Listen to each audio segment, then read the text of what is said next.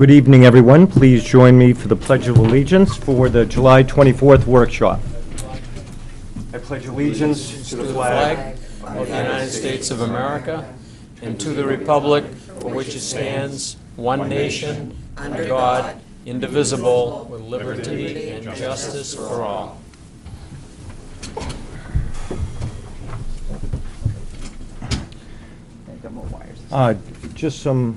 Just some accounting. Councilor Pike is participating by our new phone system tonight, so I hope he can hear everything well. Can you hear us, Councilor Pike? I can hear you. Very good. You sound good. And just for the record, you are alone, I'm guessing, in your room? I'm alone in my hotel room. Very good. First on the agenda, public forum. Does anyone have anything they'd like to speak to for the public? Martha? I think ate beauty before it came. Go ahead, Bobby. Well, I don't come too often, but when I come, I got something to say. Good evening. For anyone who does not know me, my name is Martha McNeil. I'm the senior coordinator at the Sunrise Sunset Center, and I live at 10 Ashwamp Road.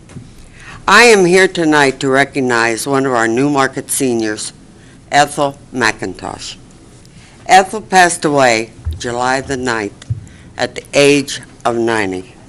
She had been in failing health for the past few years. Ethel was a fixture in Newmarket, where she served on many boards, committees, and organizations. Some of you may remember Ethel, who never missed a council meeting, sitting in the back row, and she did so until her health declined. Since there was no obituary or service at her request, this is my reason for coming before you all. On August the 8th at 10:30 to 11:30, we are having a memorial service at the Sunrise Sunset Center honoring her.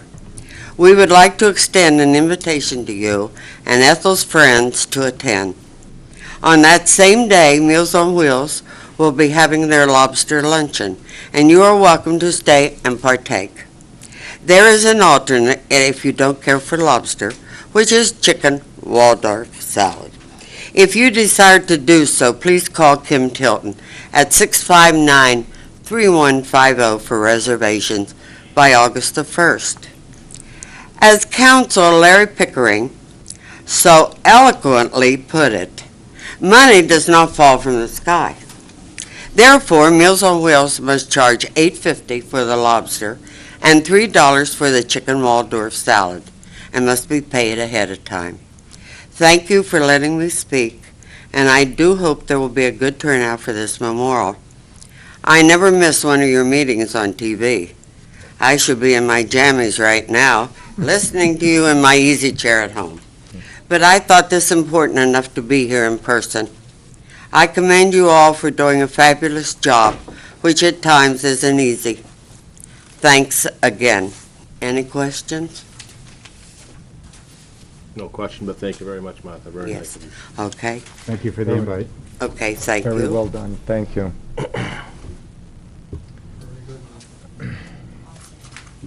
Is there anyone else from the public that would like to speak? Mr. Allen? I'll let everybody else go first. Okay. Mr. Fillion? Get him, Mr. Billion. Back again.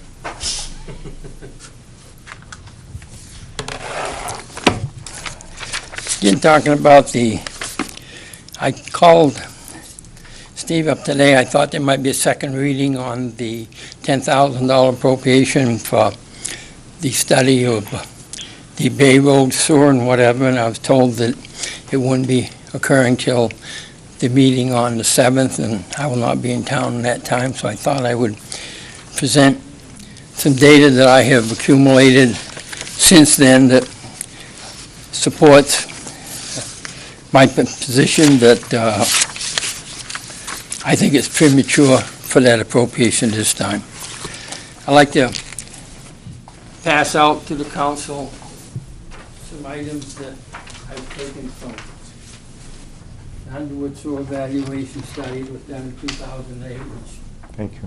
supports position that it's premature to do this at this Thank you. time.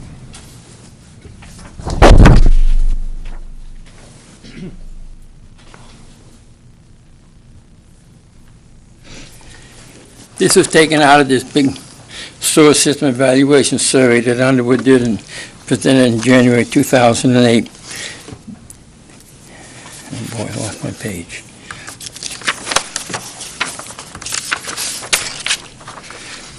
These inserts, the conclusions of this insert really show the amount of infiltration that has been coming into our system on page 1, and the 5 major areas of the New Village, Packard Falls, Moody Point, Bay Road, Salmon Street.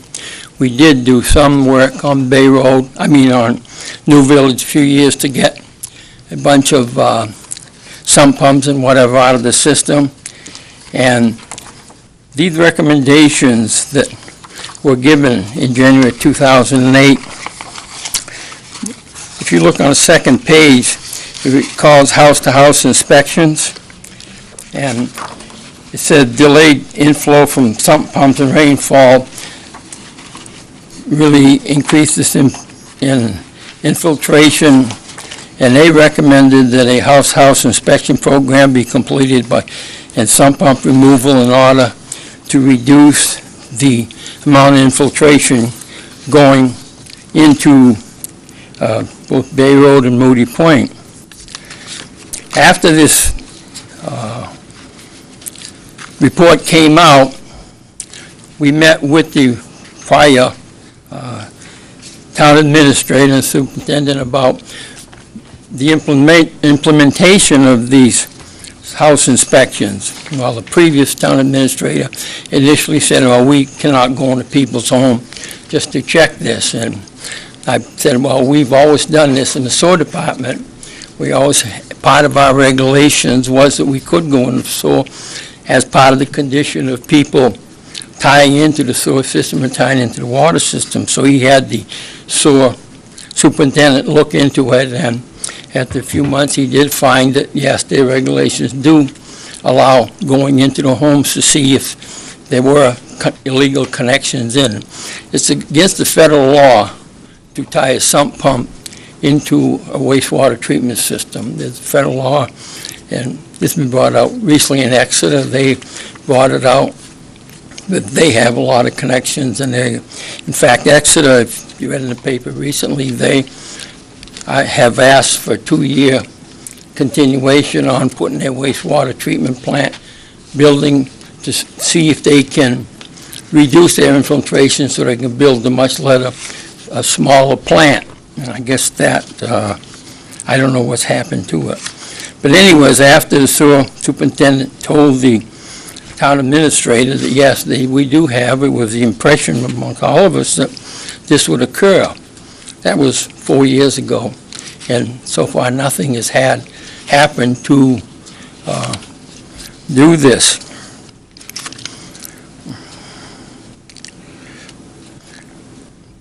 This house-to-house inspection, I don't think it should be that cumbersome. We used to, when we were on as water commissioner way back, we used to, before we had outside readers and everything, we used to hire someone to go into all the homes and read the meters. And it took them 2 weeks to read all the meters in all the houses at the time. So that's, and it really could have and should have been done when we put in all new water meters a couple of years ago. We went into every home. It would have been 30 seconds more for the people putting in these water meters to see if there was illegal connections, illegal sump pumps in, but it was never occurred.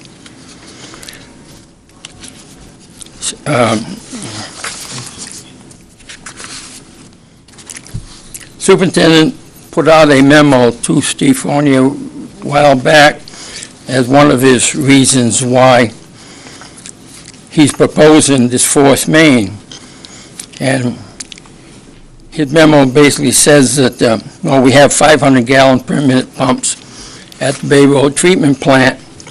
And in March of 2010, we had 250,000 gallons per day. That was the highest flow that they had going into the Bay Road sewer system, and normally it's 50,000 days. And they said this was causing problems. Well, a 500 gallon per minute pump does 30,000 gallons an hour and does 720,000 gallons a day. Why it could not pump 250,000 gallons a day is beyond me. We have had problems with surcharging of wastewater going into the mills. This has been may I get some water?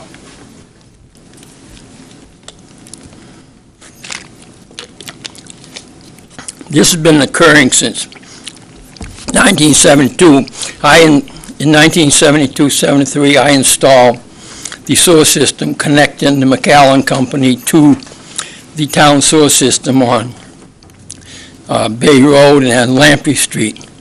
And for many years, we did get backflows into the plant. Well, we never let it get into the plant. We had a sewer main right outside the plant, so when we did get this surcharge, we just took the cover off the sewer main going into the plant, and we let the sewage run into the bay. Basically, that happened for several years after that. And, I mean, sounds bad, but really, you're talking 72, 73, 2 years earlier, 100% of the sewage was going into the river and bay. So what we were doing is probably bypassing 5% into the bay at that time. And so the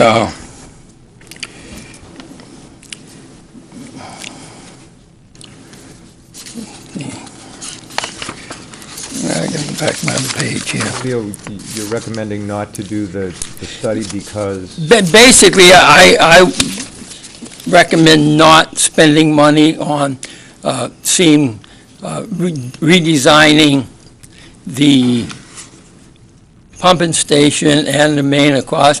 That was done back in 88, 89. We spent a lot of money, and we had a proposal then with detail the costs to put in a new main across the river and to rebuild the Bay Road pumping station at the time. We had a cost for that at the time. Why we're doing it again, one thing I don't know why we couldn't just upgrade the one we did back there in the late 80s.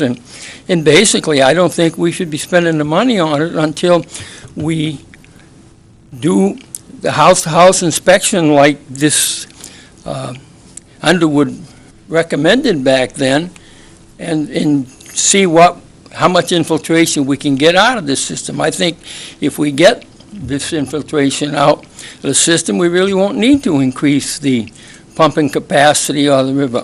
1.5 horsepower sump pump puts out 4,000 gallons an hour. That's 100,000 gallons a day. I mean, it doesn't take many of these to really build up your effluent going into your sewer system. And we should be doing this house-to-house like we did in the village, all through town. I mean, if you look at one of the Packers Falls on the first page there where I live on, I mean, that place is really, really wet, and it runs water all the time. In fact, when we built the first house on Lafayette Ave back there, we dug the foundation. Next day we came back, the water was level with the ground. The only way you could build a house, we had to run a 400-foot dish down to the river to drain that. That's how much water is in it. And if you look, it's loaded with springs and everything. My house, I have water running out to the river 24 hours a day, 365 days a year. It's just that wet. And there's no question, though, we had to build a drain down the entire length of Lafayette Ave for all the houses to tie into before they could even pour a foundation. That's how much water there is. And I'm sure, I'd say maybe almost hundreds of sump pumps that are feeding into this system. And I think before we really do anything, we ought to see how many they are and what we can do to get rid of them.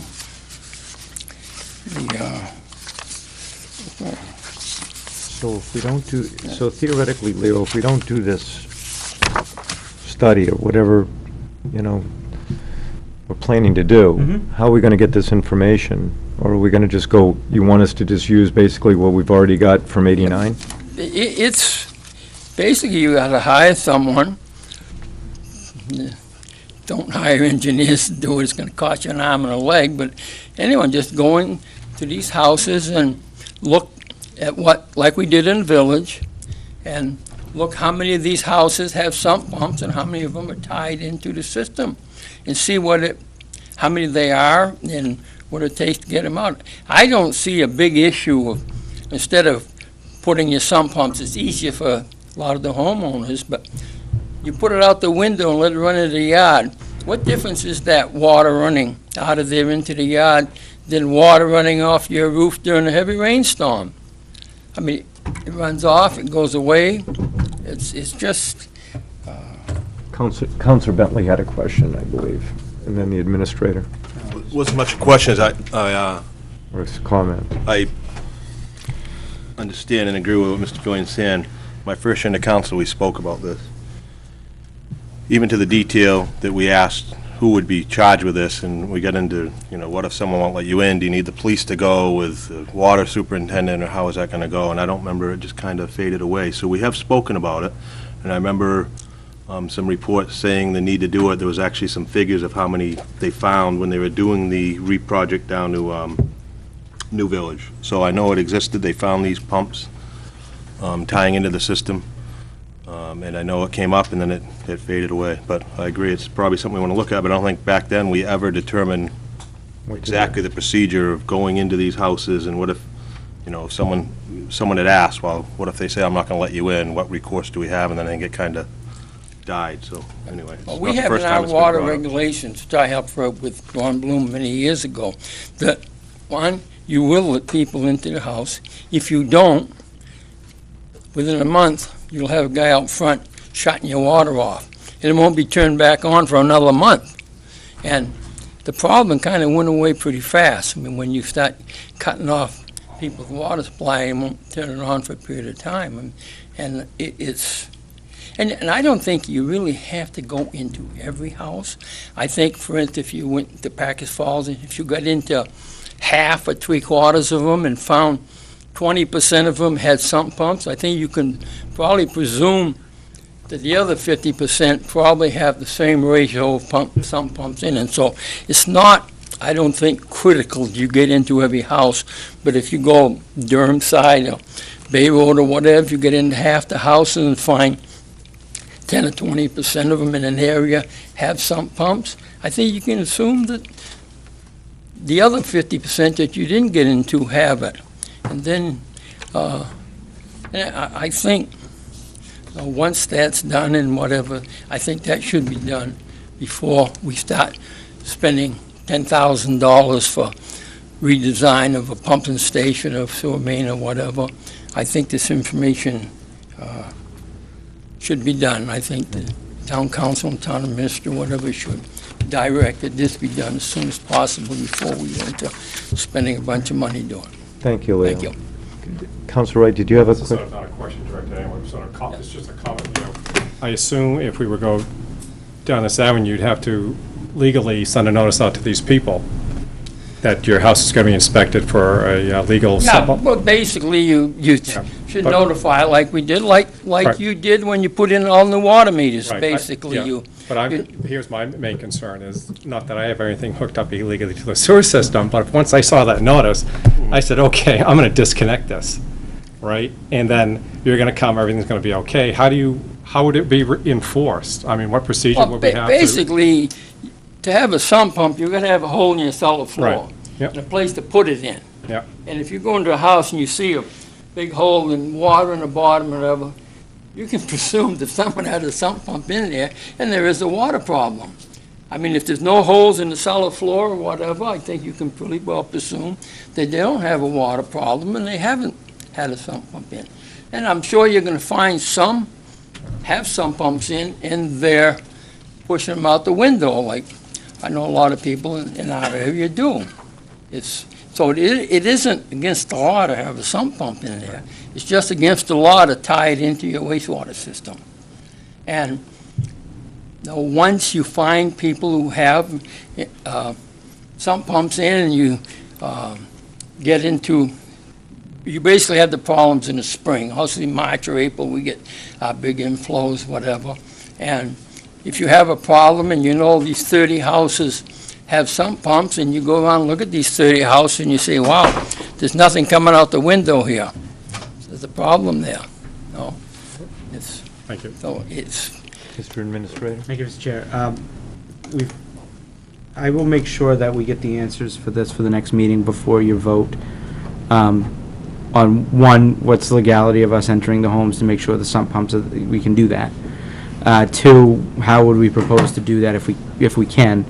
And then we'll have that information prior to your vote, so if we need to table the resolution, we can. So we'll make sure we get all that information. And plus, I'll look for the 1988, the plans from that year to see what we can do to reuse those. And I'll work with the water superintendent. thank you. Council Pickering, did you have? Actually, my question's for Sean. Should I do it at another time during the Is it meeting? related to this? Yeah, well, Yeah, it is. I'd rather just sort of clear it out now. Let's deal with it. If Sean can answer a question. When we did the water meter change-out, was it a couple of years back in town? Yes. Whatever happened to the old water meters? As part of the contract of the people replacing the water meters, they went back to them. They did? Yes. Okay. So when So they were, went back with the company that removed them? yes, that that was was part of the deal? contract, yes. Thank you.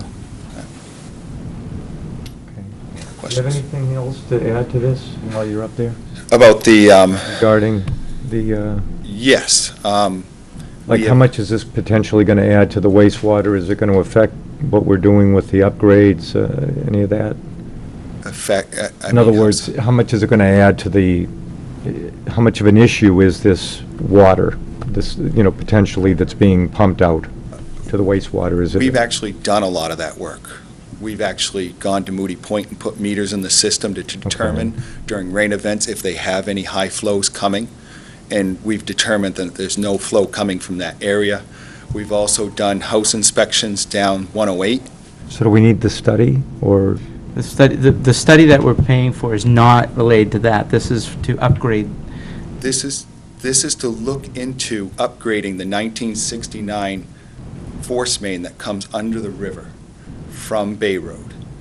We had some engineering done in 2010 looking at the capacity, and the capacity of the station based on flows, because we put a meter at the station, it was shown that we needed a 700, the station is actually a 700 to 900 gallon a minute station is what is needed. The limiting factor is the force main. So the force main is the first step to replace. We're not saying replace it today, we're not saying replace it tomorrow. This is just a planning to figure out what the cost is, what it needs, what's there, so we can What will be plan required for to it. deal with it? Yes. Okay. Again, we'll get the answers to those comments before the next meeting. Okay. When you act on it. Well, we jumped the gun on a first read that wasn't even being read. So that's good. At least we're ahead of the curve. Any, Mr. Allen, public comment? It's right in, where I'm going. Okay. Bert Allen, Smith Garrison Road. Sean, you know, I poured, You have, No, I poured concrete before, Sean. So you're telling me on Moody Point, you checked all the basements up there for a sump pump? Mr. Allen, can you address the council if you? Addressing the council, I want it on record. Okay, well, you're on record. What's, I need an answer from them up there, because the foundation's up there. I have a well at 12 feet dug. Okay, you guys have artesian. That's why you have to have special systems in there for salt on Smith Garrison. There's so much hydraulic pressure up in that area that it broke a nearby house. It broke literally a 42-foot foundation in half, and they had to put practically a new foundation underneath the house. Very expensive, $700,000 house. he's got, Dan's. Can we just clarify, when we're talking about Moody Point, Moody Point goes from Smith Garrison all the way over to Moody Point. Are we talking about the force main? Sean, We're the talking problem? about amount of runoff that's going into the system, and Moody Point coming up through the pump station on Cushing Road goes into there. He's talking about Cushing, not Right. Smith Yep. Garrison. I'm just telling you how much hydraulic pressure there is there. In Rectro, beside Mr. Carmichael's house, Dan's house has a continuous pump 24 hours a day, or his basement would fill up with water. He's not on a sewer thing that's private. It tells you that's a 50-gallon-a-minute spring. It's full of springs all the way from the top of Bay Road, right across the trailer park up there. The only way, you cap them, and you bring them away from the house, and they do them in 1,500-gallon tanks, and you filter them out that way in the ground. It's a bit of an expense to do than a hole in your floor. You make them put concrete in the floor and cap them. But then if you cap them, you have a tendency to break the foundation in half, like what happened across the street from me. Becomes a huge expense to the owner who buys the house. While we're on subjects, that was not my subject, but I had to put that in there. Yeah, you do have a huge problem. When they tell you there ain't a lot of sump pumps up there, all you have to do is go back to all your old plans. Most every foundation that was built during the housing boom rush around here were built in hydraulic areas and have sump pumps in them. They're all over the place. Anyway, has council members got my emails that I've sent in the last 10 days? All emails, including the sewer treatment plant that's a 501c? I've received them. I'm assuming most of the council has, yes. All right, that's a sewer and water plant in South Carolina that's a 501c3, nonprofit. Things have progressed in the last 24 hours. I will be running a bill, my first bill up to a citizen legislator and putting one through. I'll be back before, as they say, the bill through before it can even go to a vote. The charter can do, because I can see where this is going on 501Cs. Because we have a problem in our charter. Under section 10.05, agreements with other municipalities, the council is authorized as provided by New Hampshire law to enter into agreement and regional compacts with neighboring cities and towns, state agencies, or private nonprofit corporations for the purpose of resolving their common problems for mutual advantage and benefits of the town and its neighboring cities and towns. This is not the only town arguing about its water and sewer prices going up and who's responsible. A nonprofit, I hate to say it, is more equipped to handle than council expediently going into houses legally by contract and turning off water, because they can strictly go over, if you're in violation, get land over and go just strictly over to the courthouse and turn the water off. Get a thing, then call the town, and we don't have a health, and the house is, person's condemned without water, they're out of there until the problem's corrected.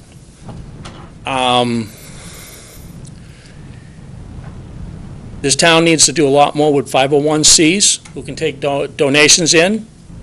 We've had battles, the battle's ongoing on 501Cs have a tendency, they don't want to come into this town because of the way the politics are in this town. We could have a lot more services with a lot less taxes.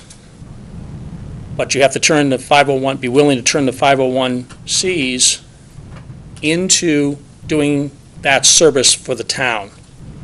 They're able to gather bonds cheaper than you can gather bonds. I submitted you what their prices were bonds, what the daily stock exchange will give for bonds. You can't get money at 2%. They can. And it's going to be tax exempt to the people who buy the bonds. I gave you the information on it.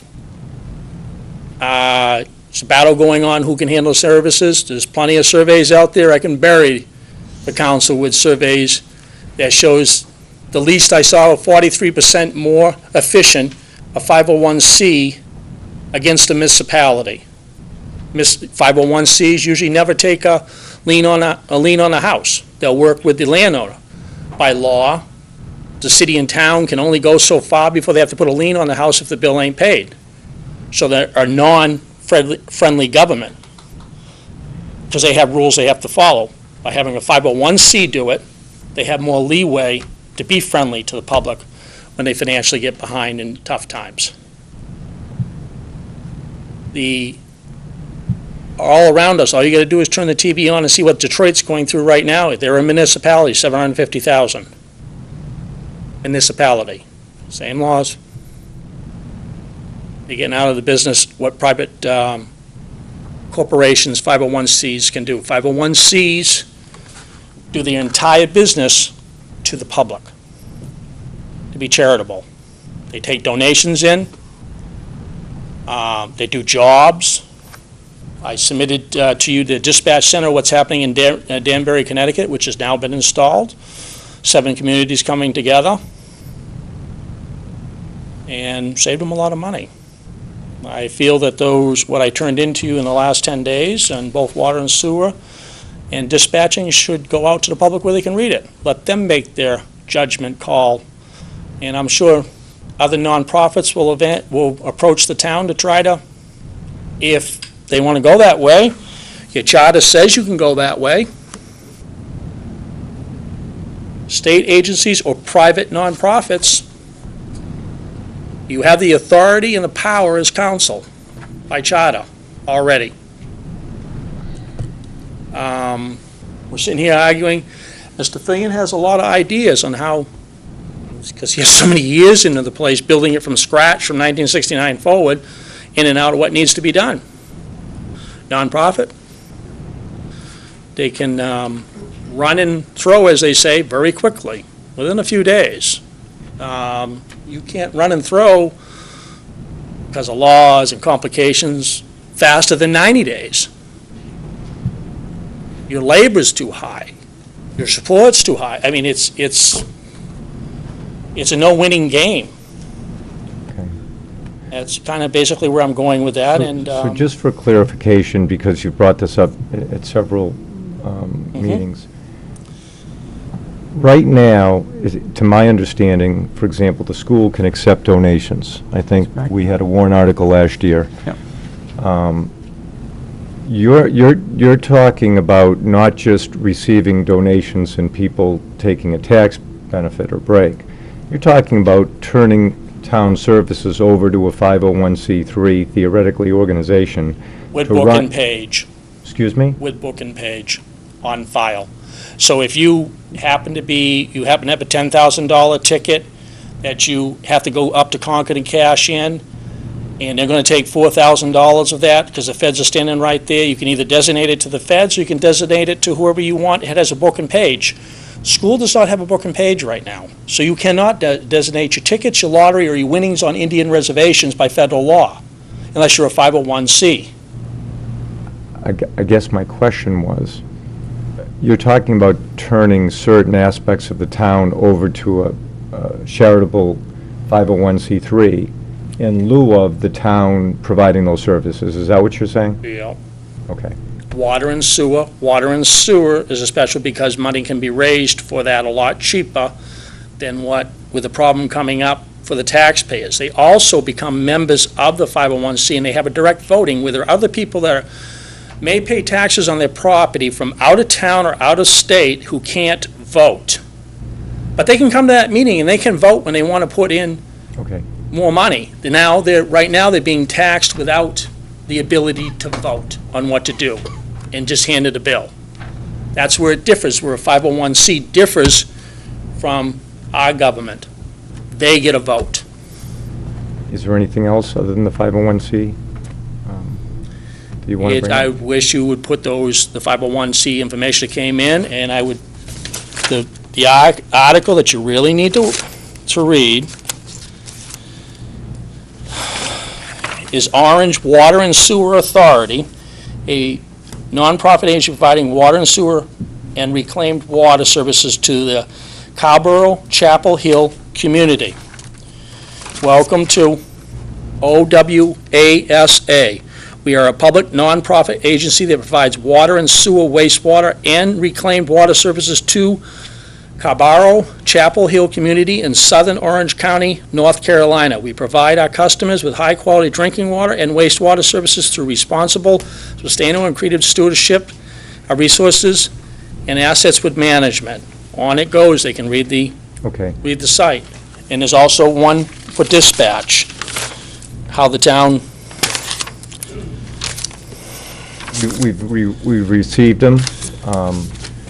and I'll read it into record. Danbury and 4 other towns, Bethel, Brookfield, Newton, Ridgefield, agreed to study the idea of 9/11 Center located in Danbury that would dispatch all fire, police, ambulance among 5 towns. They put an article out. By recognizing a town stands to gain about $250,000 each, or a total of $1.25 million to regionalize dispatch services. And it goes on, public, they've got the figures from the government, what they're saving. And you just look around you, 501Cs are running Durham's, Ambulance Corps, Dover, and Lee. Same McGregor's. That's a 501c3. Okay. They also cover for us. We cover for Stratham. We will look into it. Thank you. Thank you. Anyone else from the public? Okay. Just for protocol, anybody that wants to speak to any of the zoning issues, when we get to that part of the agenda, anyone from the public that would like to speak to it may do so at that time. Next on the agenda, I'm going to close public comment, I'm sorry, at 20 of 8. Next on the agenda is the report of the town administrator. Need approval of minutes. Oh, excuse me. Approval of minutes for the July 10, 2013 business meeting. Councilor Bentley. Motion to approve the July 10th, 2013 business meeting minutes. Do I have a second? Second. Councilor Carmichael. Any comments, questions? Hearing none, please call the roll. Counselor Wright? Aye. Counselor Pickering? Aye. Counselor Nazaro? Abstain. Counselor Pike? Aye. Counselor Carmichael? Aye. Counselor Bentley? Aye. Counselor Levy? Aye. Now, the report of the town administrator. Thank you, Mr. Chair. My first item this evening is I've received the first review by the town attorney on the personnel policy. There are a number of changes that he's recommending because of just updates in federal law that we're going to have to do. The finance director and I are reviewing, and we're going to be adding some other recommended changes that we've heard from the town council since my time here, as well as other items. And I should have a final draft for the council review at its August workshop. The finance director in his monthly report to the town council submitted the estimates for the end of fiscal year 2013 budget numbers. And I'll say this emphatically, that I cannot stress enough that these are estimates and are not final until auditors review them. We are estimating that the revenues are going to be coming in $496,433 higher than anticipated. While this seems very high, the large portion of this was the sale of the DPW, former DPW facility. The remaining differences were increases in the building permits as well as increased motor vehicle registrations. In addition, there is a one-time transfer in of $187,761 from the closing of the parking capital reserve fund. On the expense side, we're estimating that we'll be under budget by $411,916.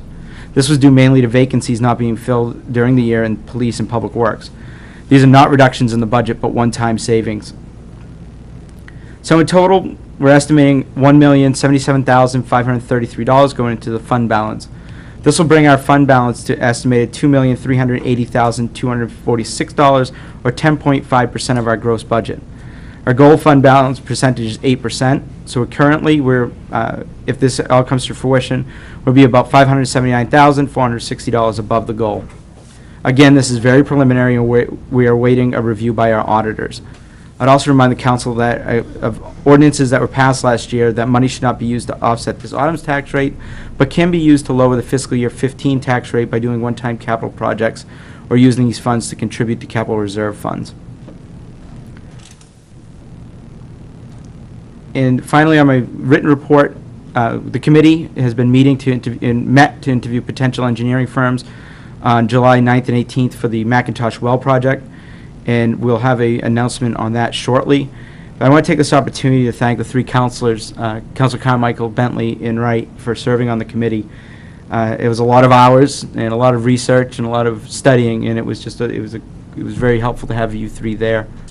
I can tell you, I know the two we had two individuals from Dover and Rochester come, and they really appreciated the questions you had. Thank you. I'd also like to thank all the time. I think it was 2 or 3 different days and meetings and several hours. So I think, when will that be made public, would you guess, Steve? I should have right now I'm wrapping up negotiations on the wastewater treatment facility contract and scope. DES is reviewing that right now, and we should have a proposal before the council for the August meeting.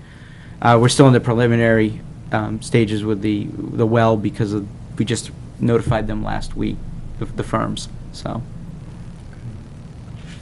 Any questions for the town administrator on his report? Councilor Nazaro? Steve, what was the sales? What was the revenue from selling a DPW building? Off the top of my head, it was about $236,000. So, Yeah. Can you remind the people at home what the ordinance stated that will not allow us to use that money to lower the tax rate? The ordinance that was passed stated that the money that you're going to be using from fund balance needs to be appropriated from during the regular budget process. So if last year during the budget process there was an appropriation withdrawal from fund balance to offset some increases, that's what the ordinance says. So next year it would have to be part of the budgetary process. It was done in a number of communities to try to predict what the use of the fund balance will be during the year. Thank you. And one last one? Yeah. I'll put in my 300th plug for some of whatever that additional money is for potentially an autumn cleanup versus a spring cleanup. We haven't had one in years, and I hear it weekly. So, thank you. Councilor Wright. Yeah. The DPW that was sold to the crematorium? Yes. The pet not all of that land was sold, correct? No, There's some still- of it was kept so we can have access to the wells up in that Okay. area. All right, thank you. Any other questions regarding the report? Councilor Bentley. I'm glad Councilor Nazaro brought that up. I've heard it many, many times, too. I think it's a great idea to do some type. I know we talked about even a scaled-down one. Yep. But I had a question on the one-time transfer, the closing of the Parking Capital Reserve Fund. I remember closing it.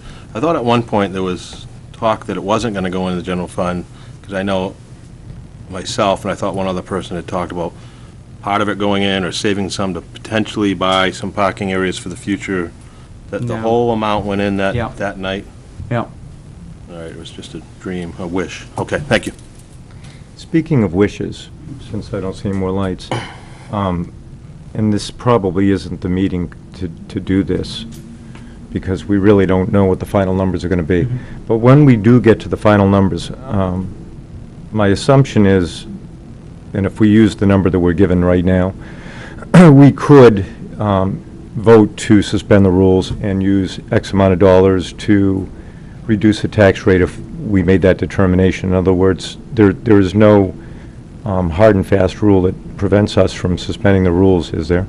It's an ordinance, so it's a law. Yeah. I gotta double check the ordinance to see if there's a provision that allows you to override that. If not, you can always amend the ordinance to allow that, but it's an ordinance, so I have to double check. I'll look at that and find that information out. So just for sake of argument, if you took the 200 off a million, just to use a round number, you'd have about an $800,000 surplus. Is that? Well, actually, we have a $2 million, we have a $2 million fund balance. So to get us to the 8%, Yeah. we have $500,000. No, but this year, it looks like we're going to have about $1 million in addition, because the Right. other we saved last year. Right, so So I guess what I'm saying is, at the end of the day, we're going to be looking at a gross number, right? Say it's 2 million, or 2,000,001, whatever it is. Yep. If Councilor Nazaro is correct, and we can't use that number just for sake of making the point, the rest of the money that we have in the fund balance or in our bank account, we can utilize that to lower the tax rate if we make a determination to do so. Can we not? If the ordinance allows it, yes. You have to amend the ordinance. But you could amend it. Yes, yes. There's ways to do it, But I'm not just talking about the 200,000, I'm talking about the overall, you could use the council, there's no law that prevents states, us from using, the recommended, and the ordinance says between 5 Okay. and 10. okay. That, and if the council wants to repeal the ordinance, it has every right to do that. I wouldn't, usually they say you should have it, but there's no law, there's no state law that requires us to have a fund balance. Yeah, if memory serves me, last year, I don't remember exactly how much we reduced it, but we did use some of the fund balance to reduce the tax rate. We did. So- I think it was about 450,000. Yeah, that's what I recall. Okay, so that'll be a conversation for another day. Yeah, probably in October. That's what I want to know. Okay. Any, Councilor Nazar? Real quick procedurally, or for the packets, when you reference ordinances like that in here, if you could put the number, so that we could actually go back and look at them before the meeting, I think it would help. Yeah, that goes to our codification project. That I know, it's, thanks. Along with the administrator's report, we also got department reports. Does anyone have any questions regarding the department reports? Council Wright, I had a few, so I just wanted to... Okay, yeah, just, Go, Council Wright. I know, I think Council Pickering has brought this up several times, and I have also, on vehicle mileage. Yep. How are we going with that? We're actually doing very well. I know. But I'm just saying, I would love to have that in front of us. Sure. When we're making these decisions. Yeah, absolutely. And I know we have it for the water and sewer departments, and I've got to double check to see if we have it Public Works. I think we have some, but not all. So it is coming Okay, good. All along. right, thank you. Yeah. Any other questions? I'm going to go really quickly, but there's a few. On page 18, you were talking about, this is in the report for buildings and grounds and whatnot, and some of the work has been delayed in Town Hall. Yes. And you said you're getting numbers for carpeting, et cetera. Yep. I might just suggest, if you already haven't decided to go with, maybe look at carpet tiles, just because if you lose a few, you don't have to throw the whole thing away. Okay, so that was one, and I'll try to make this really quick. On page 20, and I don't need an answer now, Public Works year-to-date gas and diesel. Yeah. I thought maybe Larry was going to bring this up, but I figured I would, that's why I waited. I ran the math on the gas that was used this year, 2012 versus 13, and same with the diesel. And based on that, it said, I multiplied the average price versus the gallons. And the numbers that I came up with were quite a bit different. Okay. The 2012 diesel number is showing 38,434. And when I ran the numbers, it should have been 43,995. So I don't know, it showed this year was 48,000. So I don't know if maybe the gas fluctuated. I multiplied, obviously, the average price by the amount of gallons. Yep.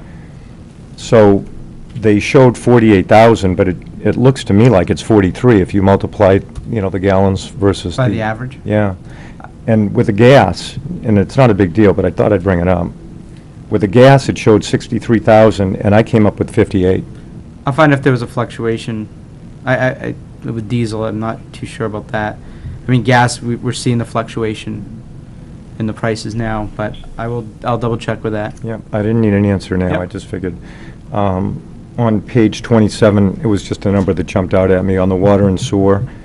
On about 900,000, we're waiting for about 216,000 in uncollected, and I guess that's about where we were last year, but I just, I thought that was a fair amount of money to be, waiting for. And let's see, other than that, let's see if there's anything else that's really worthwhile. I think other than that, I'll wait until we get to the resolutions. Does anybody else have any? Councilor Nazaro? Yeah, just one thing in reading the fire department report. Yep. I think it's just of note that 5 of our officers, or 5 of our firefighters received letters of merit for a life-saving award for saving a 8-month-year-old on March 27, 2013. So I just think that it's worth the public hearing that it was Captains Doug Hamilton and Bill Barr, Lieutenant Mark Pelzar, and firefighters EMTs Lenny Doobie and Nick Gould. We spend so much time harping on negative things up here. I think that sometimes it's just appropriate to note when people that volunteer for our town are doing good things like that. Thank you. I hope we don't harp on only negative things, but anyway, I'm glad we have a nice fund balance this year. I'd just like to use it appropriately. Anyway, I digress. If that's it on questions, any other questions?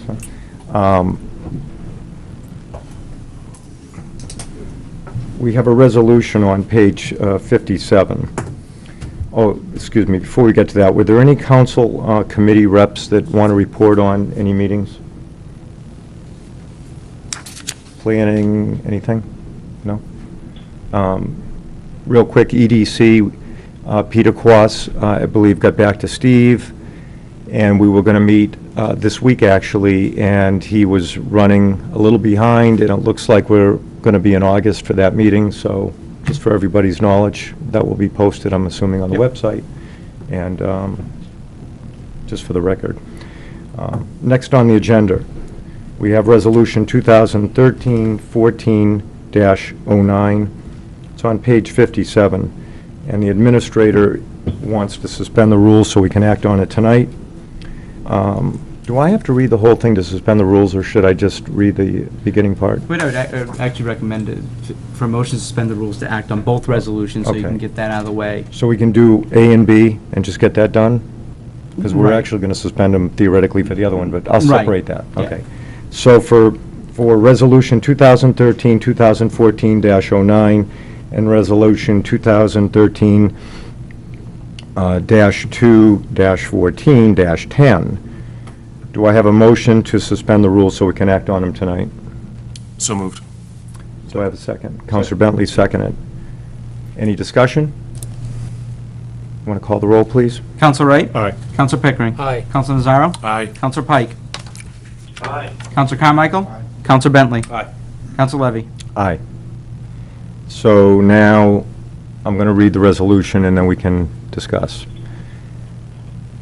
By the Town of Newmarket, New Hampshire, by the Newmarket Town Council Resolution 2013-1409, authorizing the participation in the USDA Rural Development Program loan of up to $10,340,000 for costs associated with the wastewater treatment facility upgrade.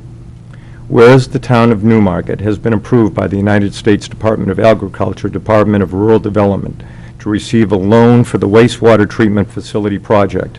And whereas the USDA has indicated that by participating in the loan program, the USDA will award the town a grant of $1,966,360 for the total amount of $12,306,360. And whereas these funds will be used to pay off the previously issued loan from the New Hampshire Department of Environmental Services State Revolving Fund, now therefore let it be resolved by the Newmarket Town Council and the Town Treasurer, with the approval of the Town Administrator, and hereby authorized to borrow up to $10,340,000 through the participation in the USDA Department of Rural Development Loan Program.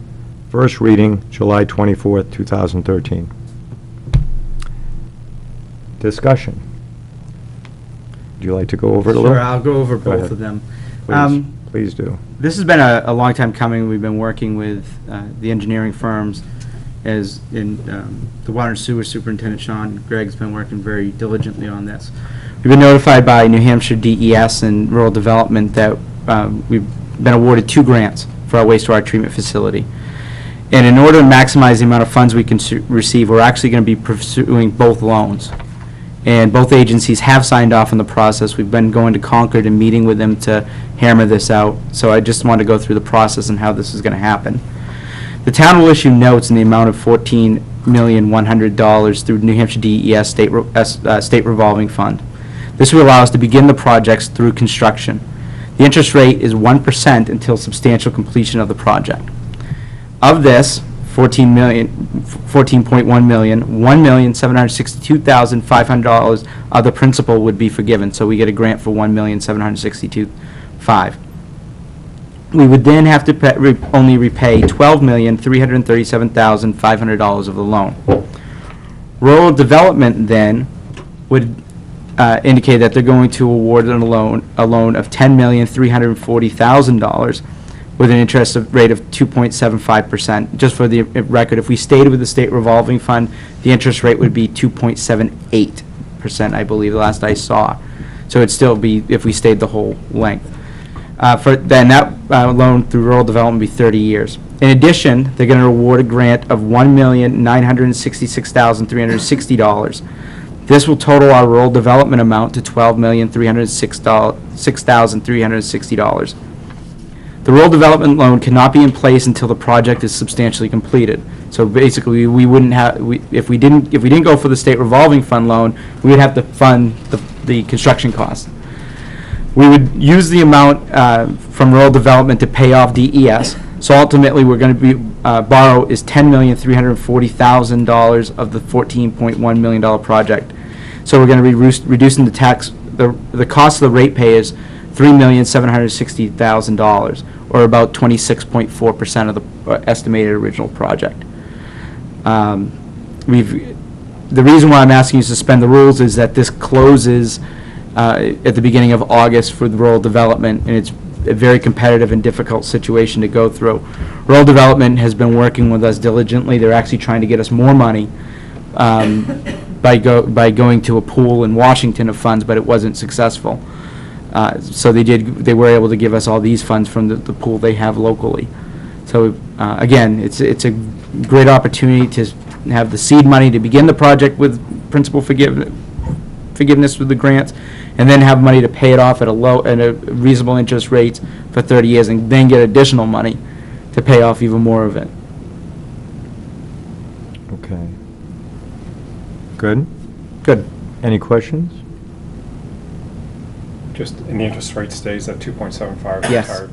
Okay. Yeah, the only thing we decide when we actually issue that, when the rural development one comes through, when we actually go out to the rural development, is whether or not you want level payments or level principal. So. I had just a, Counselor Bentley, go for. A question, a comment for the administrator and certainly for Sean Gregg for having been part. It was just mentioned that the three of us were on the water part of it. We were also, the same three were on the sewer part of it, and became many experts on all this funding and grant, and it's a confusing but very important part of it. And there was a lot of things over the years that Sean has certainly been diligently pursuing, trying to get us the best deal he could. And then more recently, Steve's teamed up, so just kudos to them, to save whatever the 3 million something. We'd like to not pay anything, but we're certainly paying 26% less than we could have if they didn't work. So good job for the two of them.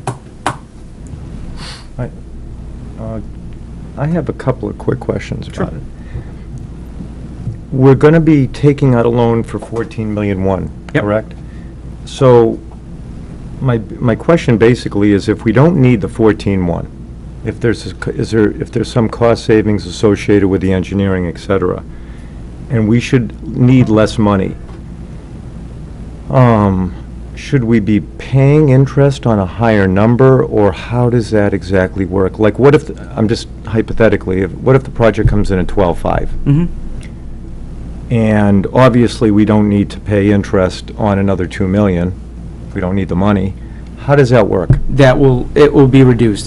So first, we've got, basically, the money that we're getting from the state is almost more of a line of credit than it is a loan, that we will only withdraw the amounts that we need, and then in return, they will offset the principal, they'll forgive the principal percentage-wise, the same situation, Okay, which is 12.5%. Okay, so we're only going to, just so I'm clear then. Yes. So your answer is, whatever we take out, Yep. we're going to be paying the 2.75 or whatever it is, whatever it is. One on the first one, and then we'll only pay back. On what we take? Yes. So if we ended up at 10 million, it would only be on the 10 million? Correct. Okay. That's good, because that kind of concerned me if we didn't need the money. The other question I have is on page 62. It said, in the second paragraph under reserves, it says, as your financial assistance was based on establishing and/or maintaining a short-lived asset replacement reserve, you must deposit the sum of $168,167 in this reserve annually for the life of the loan. This amount is based on the short-lived asset reserve schedule. I guess my question is, where'd that number come from? Sean, I don't want to, yeah. I just figured since we're voting on this, it's, I'd ask. It's a very hard thing to explain if you're not an accountant. But basically, they looked at all our assets that had a certain lifespan, and they put a dollar to them, and they calculated out what would be needed to replace those. Because what they're basically saying is, we don't want to give you this money and not have you maintain it. You understand what I'm saying? Would you do that one more time? Okay. I mean, are they basically using what we have for collateral? Is that how? Yes, Okay, yes. is that, so if you add that in, could you explain it one more time using the collateral term? I have a hard time really explaining how it Okay. all works. I'm sorry. mean, But it's- I just it's thought I'd ask difficult. since I Yeah, was- It's very difficult, and I went back and forth with the. And with you know that's a R&D on real this. number? We verified that with finance, and you feel Yes. comfortable with it? Yeah, and the engineering firms also hammered that out a few times with them as well. It was something we spent a long time on, and it was very difficult to understand that. Okay. Well, so I'm not totally out the window then. No, you're not. That's nice.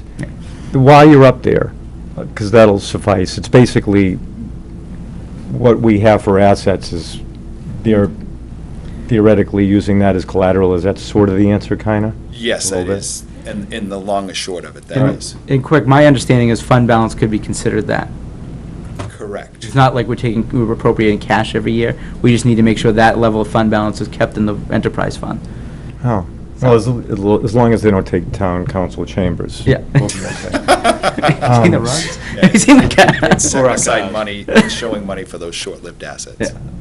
Yeah. One other one while you're up there, and that's pretty much all I have. It says, any remaining grant funds not expended or approved for authorized purposes will be canceled 90 days after the project completion.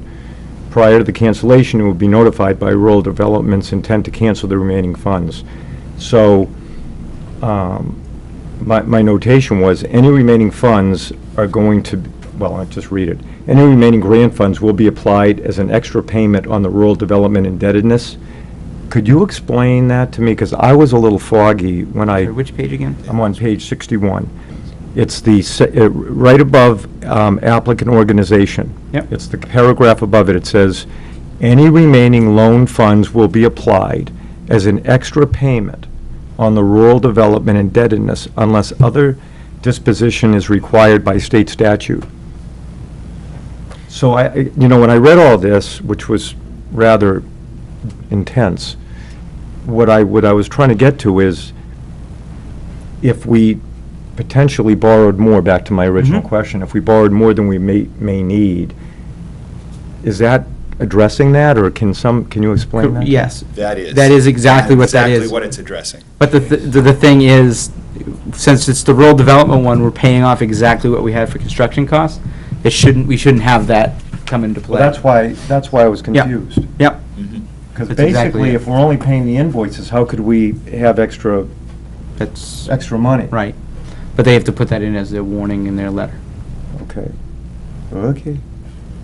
Is legal I'm sure legal's looked at this, haven't they? This attorney, but the environmental attorneys have. Okay, well, there you go. That's about it for me.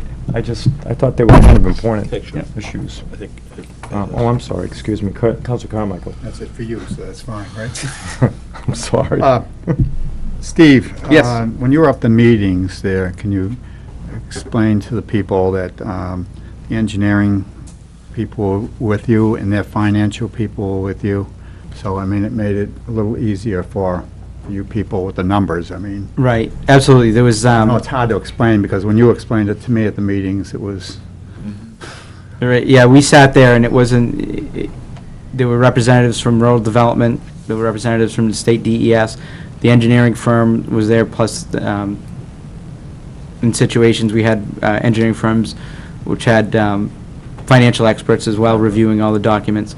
But it was, these were sitting around the tables, they came here to Newmarket to look at the facilities and see what we could get, but it was a give and take and trying to get as much as we could out of them and finagle the deal that we could. So it was truly a team effort there. Yeah, just so you know, We all appreciate that, by the way. Thank you. I wasn't critiquing the competency of the committee, by the way. I was just curious to make sure that, because these are big numbers. Yeah.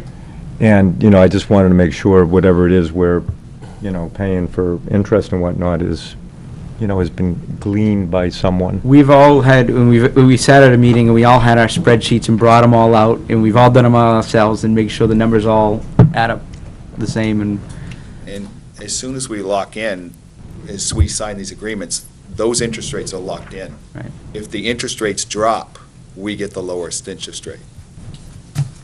And if we pay it off early, is there a penalty? One of them we can't pay off. One of them you can't, Which is rural development. which is rural development, you cannot pay off early. Right. And that's the one that's 275? Yes. Yeah, that's the final one. It's a Okay. lower rate than the, Okay. Well, that's a pretty good rate. What's the other one? it's not much more, it's like It's like the same. 2.78. Okay. Yeah. And that we could pay off early theoretically? We are that's the plan. That's when we're getting rid of? Yep. Okay, okay. Counselor Bentley?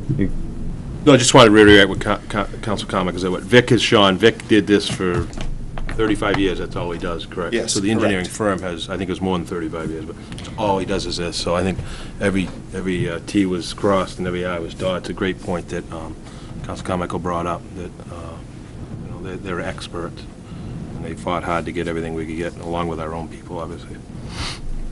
Thank you. Thank you. Well, then I won't ask a question regarding that again. Okay. So now we've suspended the rules. We had discussion. Do you want to call the roll on this, on the first one? I think that we go through everything.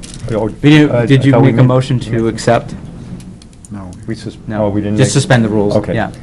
Can I have a motion to accept Resolution 2013-14-09, authorizing the participation in the Rural Development Program loan for up to $10,340,000? So moved. So move. Second? Do I have a second? Second. Discussion? None? Please call the roll. Counselor Wright? Aye. Counselor Pickering? Aye. Counselor Nazaro? Aye. Counselor Pike? Sleeping. Counselor Pike? I put him to sleep. No vote. Counselor Carmichael? Aye. Counselor Bentley? Aye. Counselor Levy? Aye. 6-0. I'll do the next one. Yeah.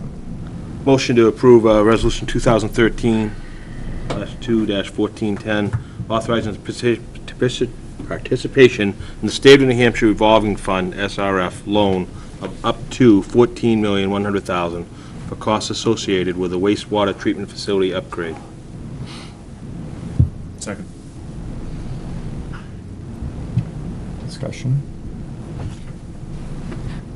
Could you excuse me one Wanna- moment? Yeah, Could you reset for a second? I Sure. just got an email from Counselor Pike. go ahead. Thanks. You want to get a call him back? Yeah.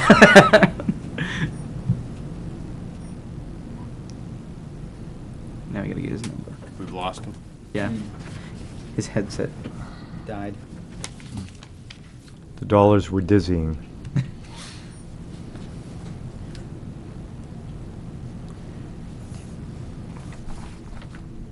SOS by email?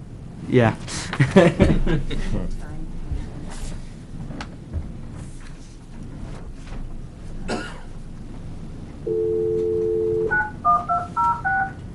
New system we got?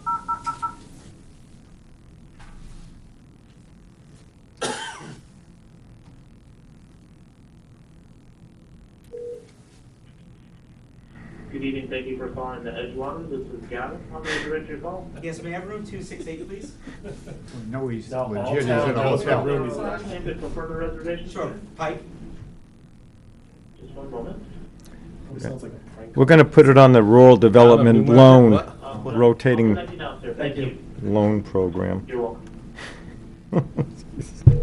Can't make this stuff. Hey, at least we're not too buttoned up. Hello. Dale? Yes. You're back on Sorry about that. speakerphone. That's okay. Everyone knows where you are. Is anyone in the room? You better lock that safe. Okay, so the motion has been read. Is there any discussion?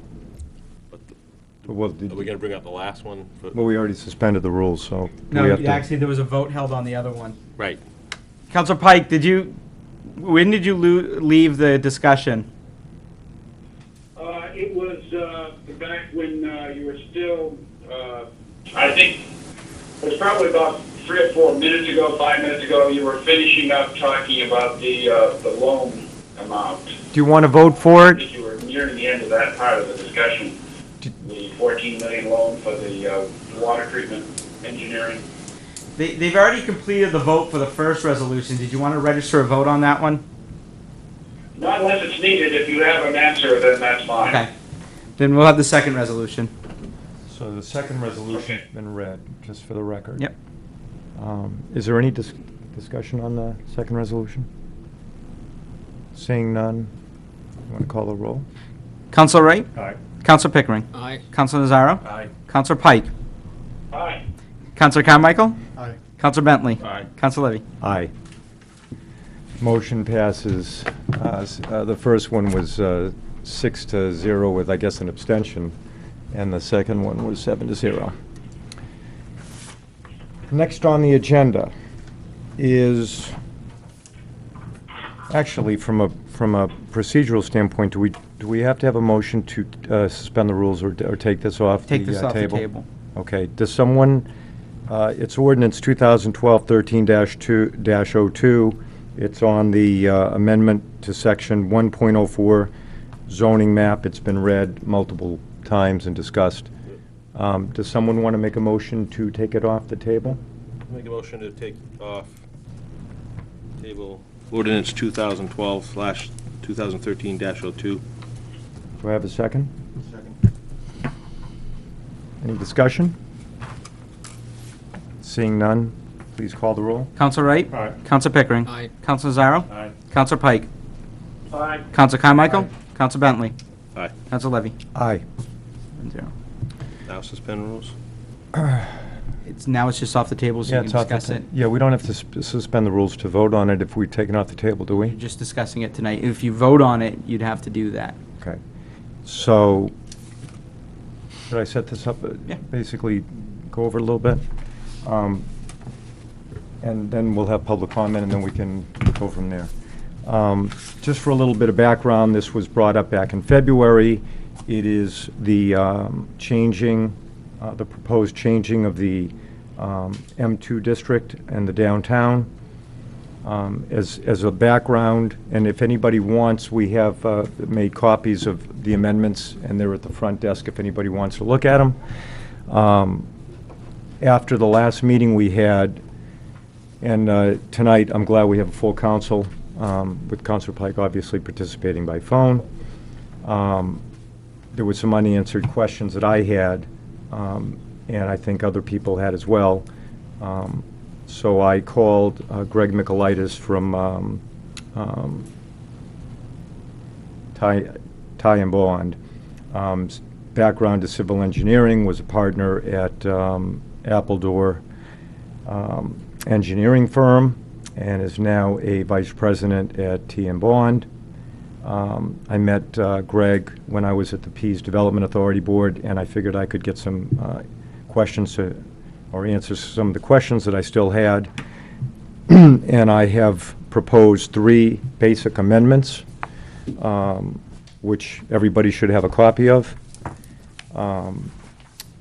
And just for a quick background on them, the first one is 1.09, which is for special use permits.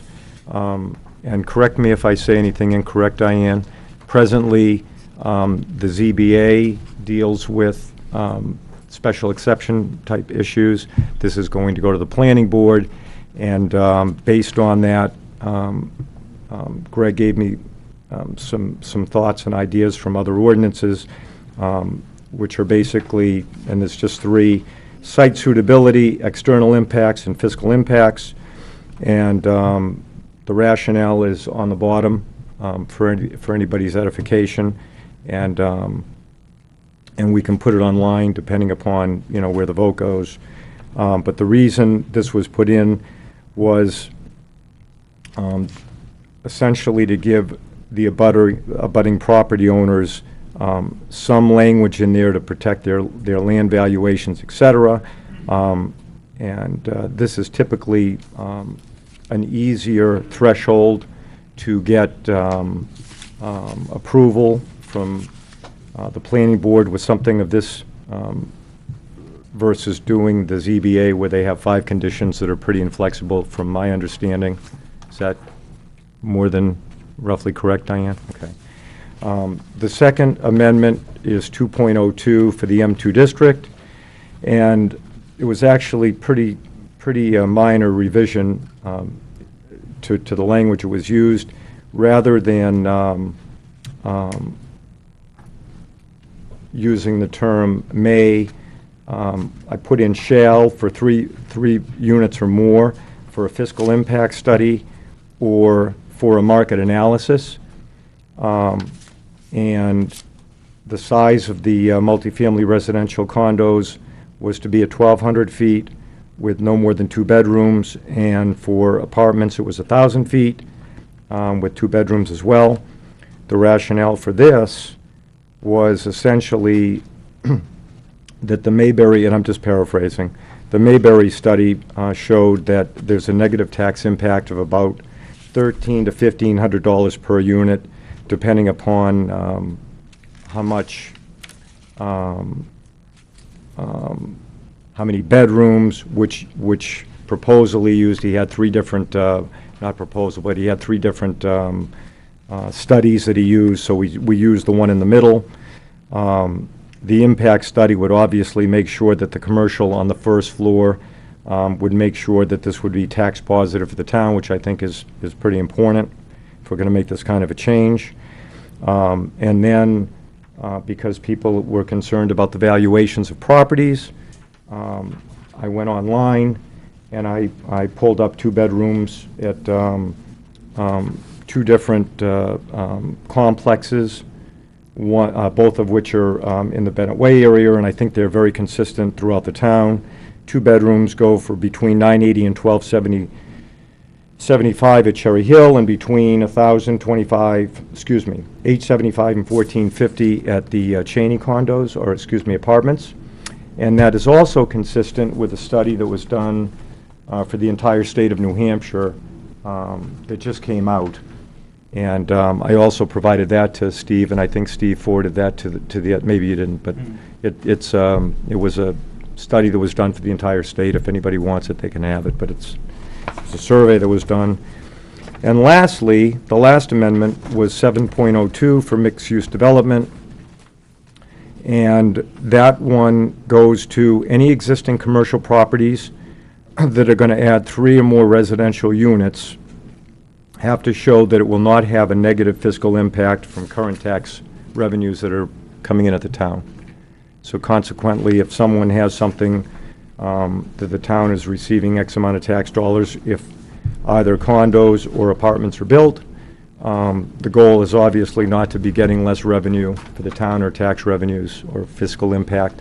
And that is the rationale behind it. So if there's any public comment, this is the time to bring it up. If anybody has any questions for either Greg Michaelitis or for the town attorney, both of them are here. And Before we start, yeah. could you point out those 2 people you just Oh, mentioned? I'm sorry. Greg Michaelitis is in the back. If you want to just raise your hand, Greg, so people can see you.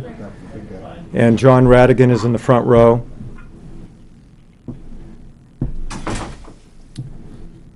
I think we should probably wait for Steve to come back. Give him a second. I'm going to go get him. Yeah.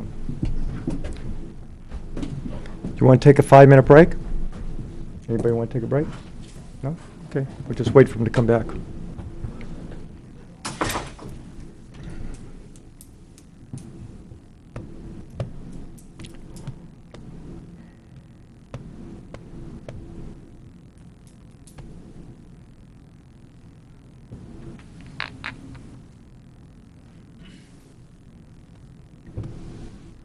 Dale's still with us. Yeah. Are you with us, Dale? Hello. Okay.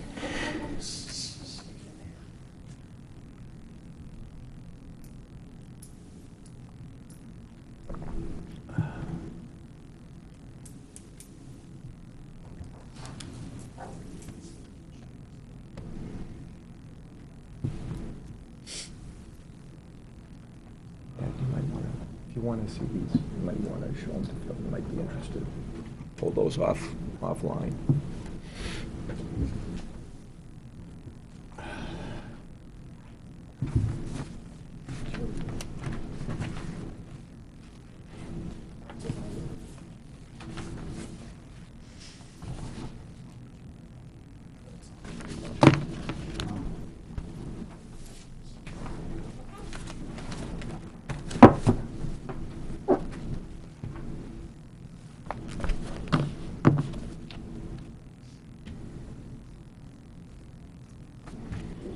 That's the last thing you might want to see.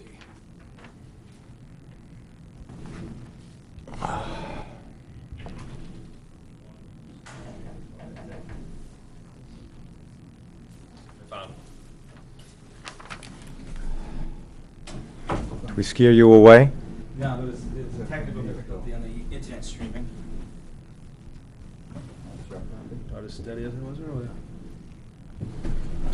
So that being said, is there any public comment? Ms. Thompson? Amy? Just give that to, if Dean wants to take a look at it. Thank you. Amy Thompson, Langs Lane. I just wanted to, I'm interested to know what the counselor's input is on this. I did get a chance to get it off the packets a little bit earlier. The proposed amendments, for the record, make a lot of sense to me as far as protecting the interests of the town, but still being, I hope, positive for developers, pro-development, bringing some business in, all the things that we do want to do, and yet not negatively impacting the town. And that, I know you've heard me speak before about how the town, to me, seemed like a patchwork quilt, and we always have pie-in-the-sky ideas, and it ends up backfiring and costing the town money and time and resources. And I feel that these amendments are a reasonable proposal to protect the business of the town, which we're in, but also not hopefully alienate the developers that we do want here. It's got to be a win-win for everybody, and I feel that this gets more specific as far as what needs to happen and is what I'd like to see. So, thank you, Mr. Michaelitis. Thank you. Mr. Allen?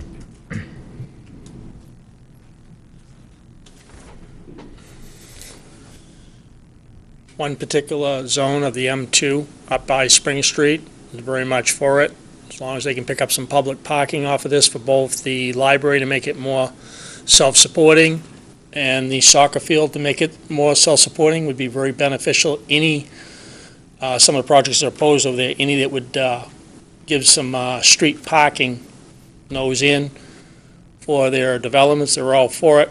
It would allow both your rec and the library to have better numbers, and it's in the right area, that particular area of the zone, to change it. Beneficial, incredibly beneficial to there, and believe it or not, Elm Street Court, as far away as that, where they have no parking. Thank you very much. Mr. Nickerson? Good evening, Mr. Chairman. For the record, my name is Chris Nickerson. I'm here on behalf of Milton Elms LLC, and Gary Decker, who's in the audience, one of the property owners that the ordinance is considering tonight. I'm sure it comes as no surprise to the council that we support the changes to this ordinance, and I also would just hope that it comes as no surprise that we support the proposed amendments to the amendment that you're considering here tonight. I mean, I do work all across the state, and what you're proposing here tonight, special use permit, doing a fiscal impact study, and limiting the number of bedrooms and the size of the units is very consistent with what we'd see in other parts of the state. And candidly, it's really part of responsible development, something that we have no objections to. And I'd just offer to the council that it's taken a lot of work to get here, and that I can certainly appreciate wanting to strike the balance between economic development and responsible development or responsible growth within the town, and it seems that with what you're proposing tonight, you've managed to strike that balance, so thank you. Thank you. I have another comment I want to ask you just while you're there. I appreciate you coming, and I know you've been here before. You've done this, you said you've been all over the state, it's consistent. Also, the time, is this consistent? Is it an inordinate amount of time to you? Is it, or, I mean, and you're honest? You know, Have you seen this in other places? Are we A, are we Z, are we? You know, I mean, I obviously represent the interests of the developer, and it couldn't go faster than, we possibly want it to, but realistically, I'd rather personally see everything get worked out at the council level so that there's no animosity going forward. If it doesn't seem like you've struck that appropriate balance, when we come back with an application, there's pitchforks and all that kind of stuff. So I think a year-long process is pretty reasonable. Just so you know, it's February since we got it, just for the record. And I'd only offer in addition that Newmarket benefits from having a town council form of government. In a lot of other towns where we work, zoning decisions are made only in March, by warrant articles. So we could go a year, it gets shot down, it comes back the next year in a little bit different iteration. Maybe you get it, maybe you don't. So we've seen ordinances in the past, we've gone 2-3 years through the voting cycles to get there. So, the process that we've seen here, I don't think it's unreasonable at all. I appreciate it. I still have it, that's not my. Thank you. I believe Ms. Thompson asked how we felt.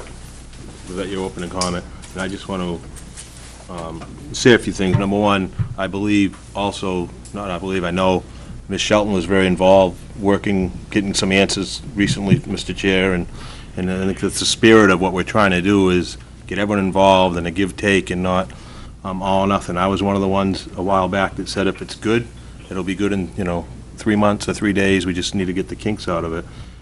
And the reason they just asked me, Mr. Nickerson, that there's been a lot of, comments or some comments that were holding it up or foot dragging, but it's kind of damned if you do, damned if you don't, because when we don't do the right things, we're told we didn't look at something close enough, or how could we let, I'm still spoken about things from councils or town administrators way past on the giving back of the funds for impact studies, and how could you let that happen? So, I think we owed it, just like we did recently with the lawyers, getting a new lawyer group, just like we did with wastewater, just like we did with regular water, and just like we did with the town administrator search. I think those are huge decisions for our town, and sometimes it may seem like it's being held up, but I'd rather be safe than sorry. So I appreciate Val getting some answers recently that I had, and I brought to the chair. And I think also with Steve, I had some questions over the last couple meetings, and unfortunately I missed the meeting at a medical emergency at the one in June when this talk was spoken about, but I appreciate the chair, a lot of the, on your own work and time that you spent trying to find some things, and I think we still need to, today we received something from Diane. Certainly I think we need to address a couple of those, but I think we're on the right path, and I think we all want it done. I think there's not anyone here that doesn't want to do things for business, but again, recently I got calls, what are you guys doing? We just gave away the farm, and you made 7 or 8 for the store last week, and I didn't catch up on the meetings yet, but we granted 7 or 8 variances, and some of us get those calls and meet people on the streets and say, what are you doing? And I think that's what we're trying to avoid here, that a year or 3 or 5 years from now, people aren't saying, what did you do?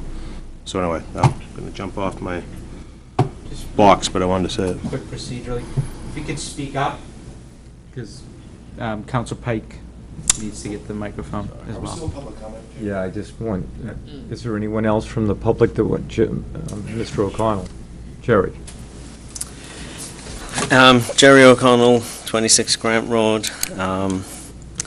Been involved, I'm on the Economic Development Committee currently, was on the previous one with this, and I just want to go over some of the history of this and say that it has taken too long. It's been 18 months in the working when we were at the Economic Development Committee period. It went forward to the Planning Board for their review. The whole process took 18 months, and they came up with what is currently in front of us as a proposal, not any new amendments that are coming up. And what's currently in front of us as a proposal seemed to me, and to a lot of people that have been supporting it all through that 18 months, to be quite adequate. It was approved by the planning board to be put forward to town council. It was ZBA supported. It was supported by the Newmarket Business Association, and this was all through public comment. And it went to town council, and it's been stuck here since February. So it seems that we've gone down a long, long road with questions.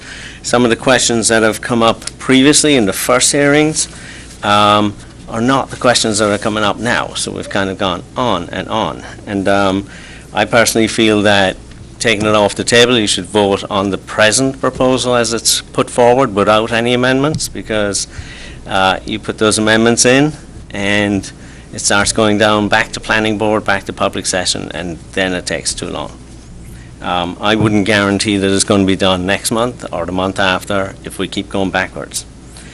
Having said that, other people think that it should, and you guys have to decide what needs doing, but there's been a hell of a long time period already. So I also want to address some of the proposed amendments.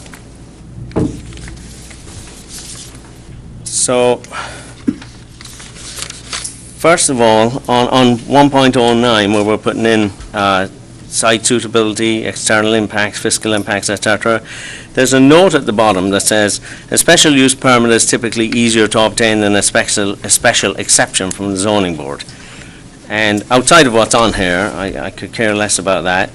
We're actually kind of saying that we're not trusting our ZBA board, because they're the ones who have to make the decision on that. And so we're putting in an extra check in here that we're saying we're not trusting our ZBA board to do it. They're going to make it too easy. Let's put this in there as well. That's what that reads to me. Jerry, not to cut you off. Yep. The planning board is wanted to take the special exception away from the ZBA. So I think you have, just so you know, that I think it was addressed in the actual proposal that's before you without amendments. They were going to lose their power. No, the ZBA was going to have no say in it. Anyway, I don't want to get into a back and forth. I just want you to know the ZBA was being taken out of the process. But we're saying that this is for these changes that you're making proposed amendments to what was originally proposed. So why are you saying that? Because the ZBA, I would let Greg explain. I'm sure he could do a better job than myself, but if you want a quick answer from and correct me, Diane. Anybody who has it. If I'm wrong. Diane, two things. Yeah. Yeah, please do. Sorry. Right now, under the current zoning ordinance, multifamily housing within the M2 district is allowed by a special exception granted by the zoning board. And there's a few conditions, including having a fiscal impact study and a market study. So the planning board thought that that was too rigorous of a test, because that would require the applicant to go back and forth between the planning board and the zoning board. So to help simplify things, since the planning board is already going to be reviewing these proposals, because anything that's over 3 units or greater requires site plan approval, that it was decided it would be, to streamline it, would be better for the planning board to make those judgments. Now, there's another thing that we really haven't discussed too much about, and that is the zoning board grants variances, and that's where the real tough legal test comes in, and perhaps our town council can elaborate on that. But there's a really strict legal test that has to be met for variances, and the variances come into play when you're looking at dimensional requirements that need to be changed, setbacks, side yards, and that's where the planning board under this proposal would have the ability to waive those requirements by a special use. Where the ZBA does not. Where the ZBA currently issues those. Yes. So I just wanted to make the distinction. And usually a special exception, usually if you meet the criteria, the zoning board is really compelled to grant it. So I don't think it's really a fair statement to say one is more difficult than the other. But for a variance, most certainly it is. They have to show a hardship, Diane? Not for a special exception. They just have to show that they meet the criteria as outlined in the ordinance. And again, the good attorney can probably add some light to that if necessary. Thank you. Does that help? Yep.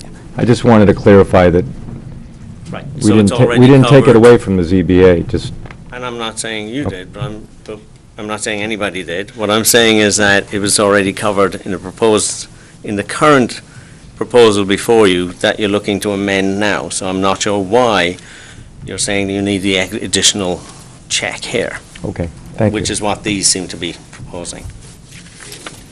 I mean, the fiscal impact studies that are proposed and market analysis that's proposed, I think, town appointed, and then at the developer's cost, it's additional time, it's additional costs. It's not developer friendly when we're trying to be that way if we are. Restricting, I see a big problem with restricting the multifamily sizes and restricting them to 2 bedrooms and restricting the square footage. I mean, it's like, that's almost like restricting how much income you can make as well, because, and that will have an impact on developers, and it will have an impact on people actually making the decision to develop or not. You know, multifamily, as we've seen with the studies in the Bruce Maybury report and many other studies that I brought up in the past, by its nature does not have large bedrooms. It doesn't usually have 4-bedroom properties. It has 2 bedrooms, or it might have 3 bedrooms, or 1 bedrooms. But it doesn't have, you don't need to restrict it because it kind of restricts itself. Square footage wise, if somebody wants a luxury 2-bedroom and it's going to be put a lot of tax dollars as a condo, and you can't have more than 1,200 square foot for a 2-bedroom, then what do? You know, it's just that impact that itself could go the wrong way, and I think if you're intending to restrict the amount of units and so on, it also can go the wrong way for developers. Like somebody does a development, and they're looking at building a building, and it's a commercial building, and it's got residential upstairs. He's going to look at how many residential units he can put into it. And if he can only put 3 in, or if he has to do special exceptions, et cetera, for that, and take more time and money to figure it out, and might not get there, the developer is going to look at it in a different way, and possibly not even come in and develop. And we're getting some of the things about the negative impact on multifamily. In some of the notes as well here, it's talking about the mid-range of a building of residential units could potentially result in a negative fiscal impact of $1,371 per unit or $4,113 per 3-unit proposal. I mean, what impact might that have if you do it on the current M2 zone? There's probably a lot of properties in there that might become non-conforming. You know, it's like, what will that do then to the fairness of having it in the existing uses in the existing M2 zone versus the expanded zone? I just think that's something to think about, and somebody hasn't, you know, that could have a negative impact. What else?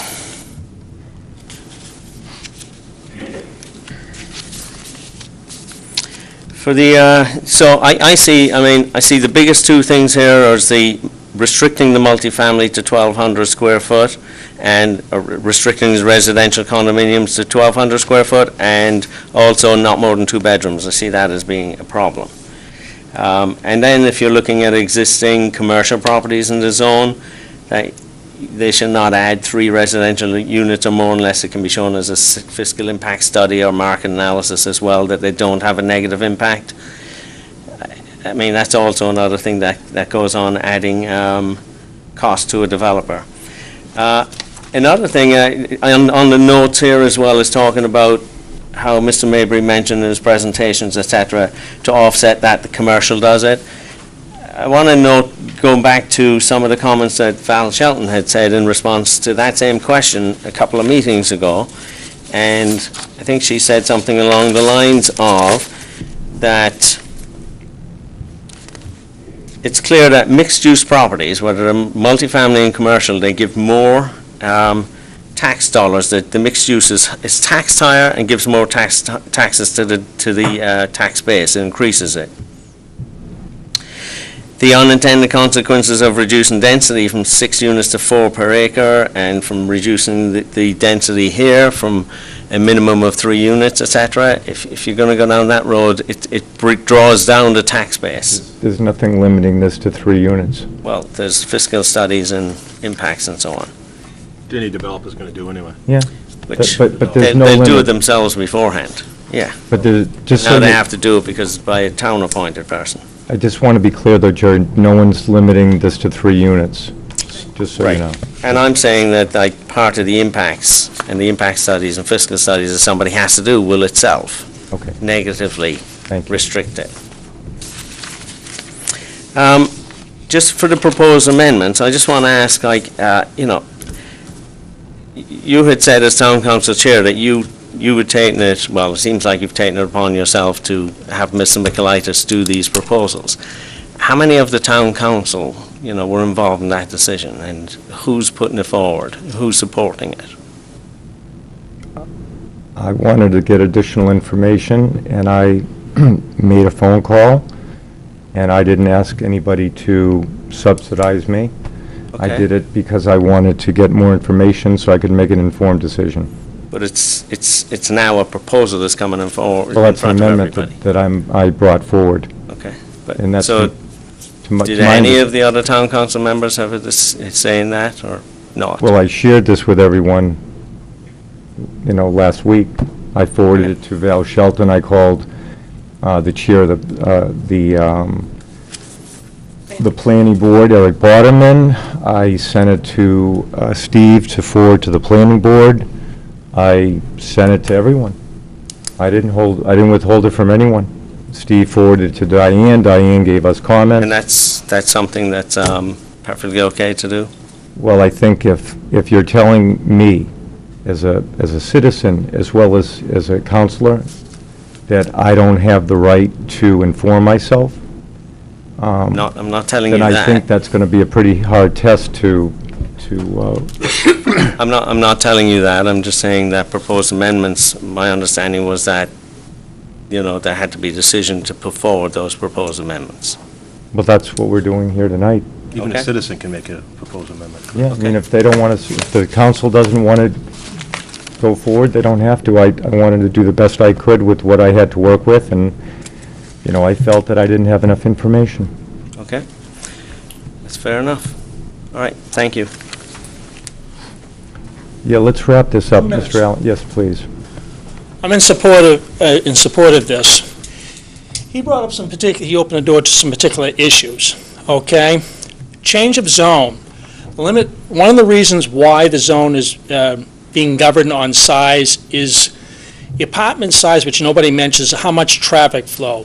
108 is at 190% capacity. Back when the boom started in this town, it was at 90% capacity. People may ask, why do I have the right to go and talk about 108? I have more right than a lot of you people here, because I have, when I was 8 years old, run over in front of Marston's place on Route 108, and Paul Gahan went and got me bruised and probably saved my life going to the hospital. The Mr. McGurk, which was also district court, in this room, district judge, which was right downtown, made an agreement with the town that the town would reroute traffic someday, never thought it'd be 40 years plus, to take down the traffic flow. I do not see any traffic flow on what, this proposal's been talked back and forth. Council's right about cutting the size. The larger the apartments, the more vehicles, the more people in the apartments. The higher the traffic flow, the more chance of people like me being run over when I was young and have to make agreements with the town that I'm filing courts that haven't been implemented. I haven't chose to implement it. And people like the white child up by the post office getting run over on curbside pickup because some people want to put more apartments in, because we're bigger apartments. And from this particular room right here, first grade Mrs. White's class, not too far from where John Bentley's sitting right now. Actually, about where you're sitting, Mr. Levy. So there are a few ghosts in this town that are reappearing, and people who haven't been here, when they talk about traffic flow is a huge thing on 108. The planning board has gone through immense amount of hours trying to figure out how to cut down on the amount of traffic flow. The larger the apartments, the more the vehicles. Just look at Leader Lane. You need to take the load off 108. It was never engineered at the capacity it is. That's why the town is eventually going to have to be one-wayed. Okay. And I have a right to talk about it because I have Listen, assigned that sign. no, I was run over. I understand, and your point's made, and I thank you for your time. I'm backing up. This should go forward. No, I understand. Thank you. Is there any more public comment? Seeing none, we'll close public comment at 8:47. So, discussion. The amendments have been raised. Are there questions? Counselor Bentley? No, Or- you can go, Councilor Nazaro, go. I've already done. Counselor Nazaro? Tell me when to stop. No, go. Well, because I have a few questions. Procedurally, I guess, Steve, this is for you. Yes. If any of these amendments are decided to be accepted, does this restart the reading process of the entire ordinance? No, you just have to hold another public hearing before acting on it. So we would not be able to act on it tonight? No, you need to act on it at the first business. First meeting in August. Yeah. 2 weeks. I get where Jerry's coming from around, and I told you, the chair, out of the best of intentions, is informing himself. I think we all wish we had the financial resources to hire our own consultants to look at I do pieces of too. legislation. I do too. Reimburse me? But, yeah, so I'll leave that it is. I'll go to the content. The first amendment for 1.09, it does seem to me like what we were doing is saying we don't trust the planning board. Because with the way the original edits are stated, it does say that they have to have a fiscal impact study. But then there's a footnote saying that they can waive the requirement if they, at their discretion. So what we have basically done is removed the planning board's discretion to waive the requirement. For 3 or more. For the first one, there's no limit on size. I'm talking about 1.09. Oh, thought you weren't. Hold on. Number one, I'm sorry. 1.09. So if you look at 1.09, the actual edit that they have in the, oh, excuse me. It's for special use permits. Excuse me, yep, you're right, I was on the wrong one. Yeah, this is, just to, Yeah. and I don't want to cut you off, but this is basic, consistent language in most every special exception from a planning board standpoint that we could find anywhere. So there was nothing in here that's inconsistent with what every town that we looked at had. Just so you know that this is all language that's in Durham, I believe. Stratham has the same language. Exeter, you know. I'm not going to sweat. There's nothing really in here outside of the fact that who is going to determine. I mean, to me, no. The proposed project shall not impact adjacent properties, traffic, noise, odors. If you have one additional unit, you're going to impact the traffic. I mean, I think that's could be very broadly interpreted. I mean, it could be. Should say significant impact. I mean, it could be incredibly broadly interpreted, and I think that that's probably a little loose language. And it also does, I do think, to a certain extent, is sort of telling the planning board, we don't trust, I mean, they're an elected board too. I'll leave it at that. The second one, I think I have more issues with, 2.02. Do we require for our residential zoning that there is a fiscal impact study showing that it has no negative impact in the town? The planning board can require that. The planning board can Part of require. site plan review, yes. Okay. So, okay, that's good. That's good to know, because I want to make sure we're being consistent across, we're not choosing the M2. The third part about limiting the size, I really have 2 comments on that. One, you would not be able to build Bryant Rock today with the zoning. Bryant Rock, which is a significant tax gain for the town because of the limit on size. So I think that we have to look unintended consequences at what limiting the size is going to do. We're going to end up with more Cherry Hills, less Bryant Rocks. That's what this, because this is the whole M2. Remember, this impacts anything within the M2 zone, not just the downtown area. The other piece on that is that I think it's in some way self-defeating that if we're going to limit the size and number of bedrooms, you are therefore making it a lower valued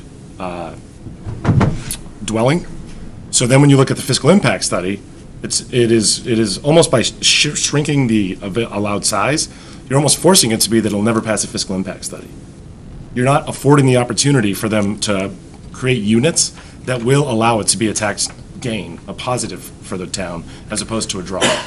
So I think that we've set up this sort of circular logic inside of this, or the proposed amendment has a circular logic to it, that is going to end up resulting in no development's going to be able to happen because we've limited the size.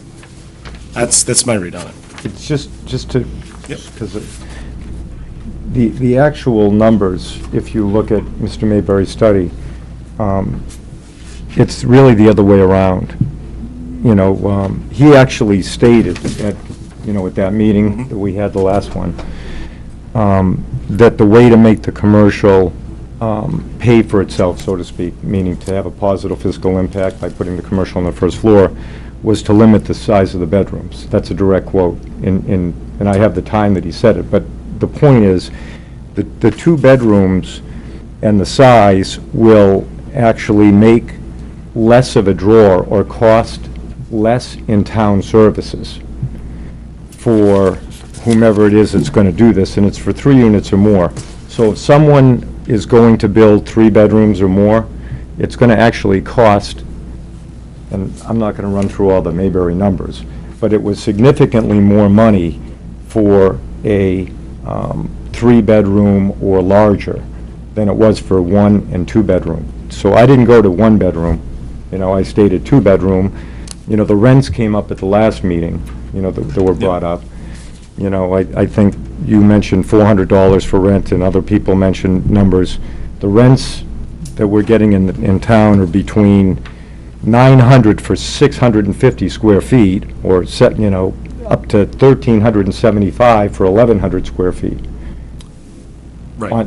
So, and just one last thing, because I don't want to, do a whole back and forth, but, the Bryant Rock and the Rivermore Landing is a little unique because they're right on the water. This zone that we're talking about now is really not in the same category. This is the entire M2 zone. This is not just the downtown. If we change this, we're changing the entire M2 zone. Well, and just to that point, because I had asked the question at the last meeting, we could call this an M2D for downtown. We could have an overlay district. This does not have to be. This does not have to change anything in the M2 zone. My suggestion, and why I went to Greg, frankly, because I felt like I wasn't really getting all the answers that I needed, was when I asked about the change, which came up at that meeting, about changing the whole town, I was told that, oh no, you'd have to change the whole M2 zone. We could make this an M2 dash whatever zone, D for downtown. It could, the attorney can address that, or Greg, but this doesn't have to have any bearing at all on the M2 zone in the rest of the town.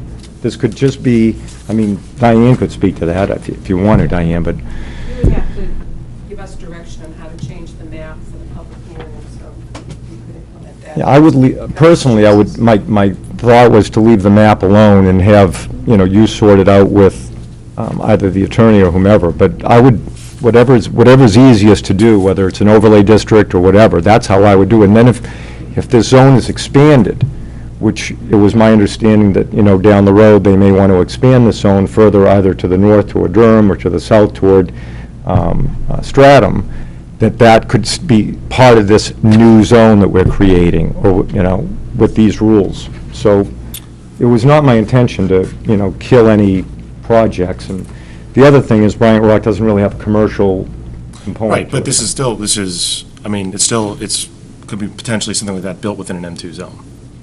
So the other, to get back to 2.02, it really does seem like we're definitely being very dictating what the planning board will do. We're taking away their ability to waive, is what this is doing, by having the shall and removing the footnote. For 3 or more. For 3 or more. So again, we're taking away an elected board's authority. I think we just need to recognize that. And I just really just don't get 7.02, what we're attempting to do there. I don't think Diane did either. She had, like, her response to 7.02 was, I don't even know. I can explain that. Do you want me to address it? The reason I brought that up is, and there's no particular property that would use as an example, so I'm just going to make it generic. If the town presently, what I took from the last meeting that we had, we were talking about the commercial space from the Mayberry report, making up for theoretically the loss in tax revenue from either apartments or whatever would be built above. Okay, that was the whole concept of this. Okay, so when I started thinking about it after I left, I thought about what about a commercial entity that's there now that may be of medium to low value, $300,000-400,000 unit or whatever, that brings in $5,000 or $6,000 in taxes. I'm just using a hypothetical round number. And maybe they put 2 or 3 apartments up above. And based on Mayberry's numbers, certainly nothing that I had to do with that, you could be looking at 3 units costing the town up to $4,000 to $6,000, depending upon, the impact it has, meaning who lives there and how many services they're using. So I didn't think, and I spoke to Valerie about this specifically. I wish Val was here tonight, but I mentioned that to her. I said, geez, I don't think the goal on this commercial, making the commercial on the first floor and whatnot was to potentially have less tax revenue coming to the town. And she, and I don't want to speak for her, but she implied to me that she thought that was covered in this rewrite of the M2 zone, or whatever you want to call it, or this new zone, okay, the M2 zone. So I said, it's not clear to me that if someone puts something above that would actually take revenue away. So for example, just to get to the point, if the town is bringing in $5,000 to $6,000 in revenues right now, and someone puts 2 or 3 units up above, and all of a sudden those units are upside down in tax revenue, we could be looking at maybe bringing in $1,000 to $3,000 in tax revenue instead of the $5,000 or $6,000 that it was bringing in. So that is the only reason I added that in, because I don't think we're doing this to have a negative tax impact on the town. Okay.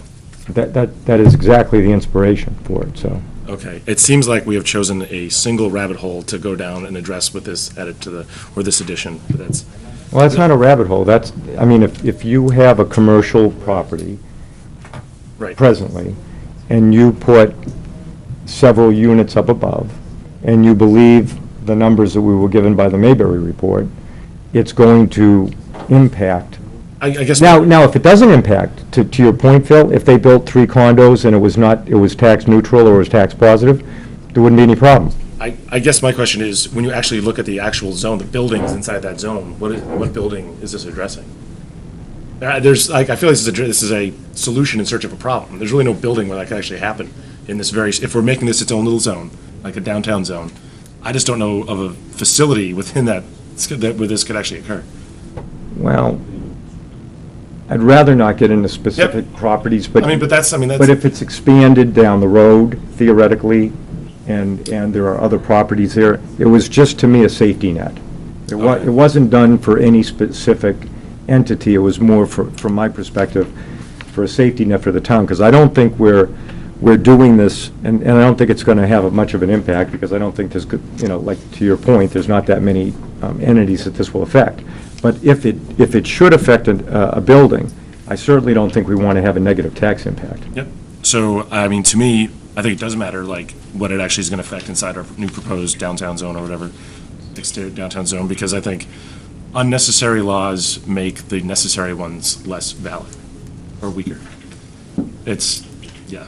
So, that being said, I'm actually against the proposed amendments. I don't think we should be limiting size. I think it's going to hurt us in the long run. Okay. Is there any other comment? Councilor Wright. Yeah, I have a few questions. I think this is a little bit overkill, and I think we have a planning board. I think they're way capable of taking a lot of care of these problems. I guess I'll start with 1.09, suitability site. The site shall have appropriate, utilities, water, sewer. Can it explain appropriate? Should it be adequate? And what do you mean by appropriate? I would say appropriate is adequate utilities. This was actually in the Durham and the Exeter language. So, I mean, I think it's typical language for, I don't know if, Greg, do you want to speak to the, well, I'm just saying, you know, if I if mean, he's if we're asking. going to bring private consultants up to talk in front of the board. I mean. Okay. Well, Mr. Conley bringing a Well, I mean, we have. 10-year report from Stratford County. Okay. Well, just, So- you know, so that's it. If- I'll just review then. Adequate off-street parking and loading is provided. Can I explain what adequate off-street parking is? It would be having, I mean, this is typical language. Is it? Yeah, if you don't, I don't know, are you allowed to speak? I think Mr. Fournier said, we already do this, okay, That's as part of site plan review. And I want to just make sure we're consistent throughout the ordinance. It's 3 units or greater. Under state law, the planning board is authorized to do site plan reviews. So we were very careful to use that terminology throughout. I don't understand Section 7. It doesn't make any sense to me. We want to make sure it's consistent. It's not necessary, because it already says in paragraph 2 that the following uses may be permitted by special use permit issued by planning board. Paragraph 2 where? Okay, I'm sorry. Page 2 of the zoning changes that were originally 2B2. proposed. Okay. 2B2, right. Okay, so the special use permit applies to multifamily housing, which by definition is 3 units or greater. Mm-hmm. Mixed-use development with residential units, 3 or greater. So when you look at the impacts of those types of developments, you're looking at the total property. You're not just looking at the residential piece or the commercial piece. You're looking at the total project. And what the planning board is saying, that before anything can be approved, multifamily or mixed use with multifamily, there has to be a positive fiscal impact. So it's really not necessary to put that latter clause in where it says. And that's what Val It's said really to me. inconsistent. I mean, it's not necessary, because it's already covered. And that's why the report, in my opinion, is necessary, so that the planning board has some data to work with to make those judgments. So go And- back to answer his question. Okay. which was- The planning board, as part of site plan review, looks at things as to whether or not there's adequate on-site parking, whether there's adequate transportation, off-site improvements necessary to address the proposal. I mean, these are things that are already being done. So, and that's why my feeling is if those amendments were added, it would just build upon what we already have. It really isn't contrary to anything we have. So It just wasn't in there, was it? I mean, was it in this?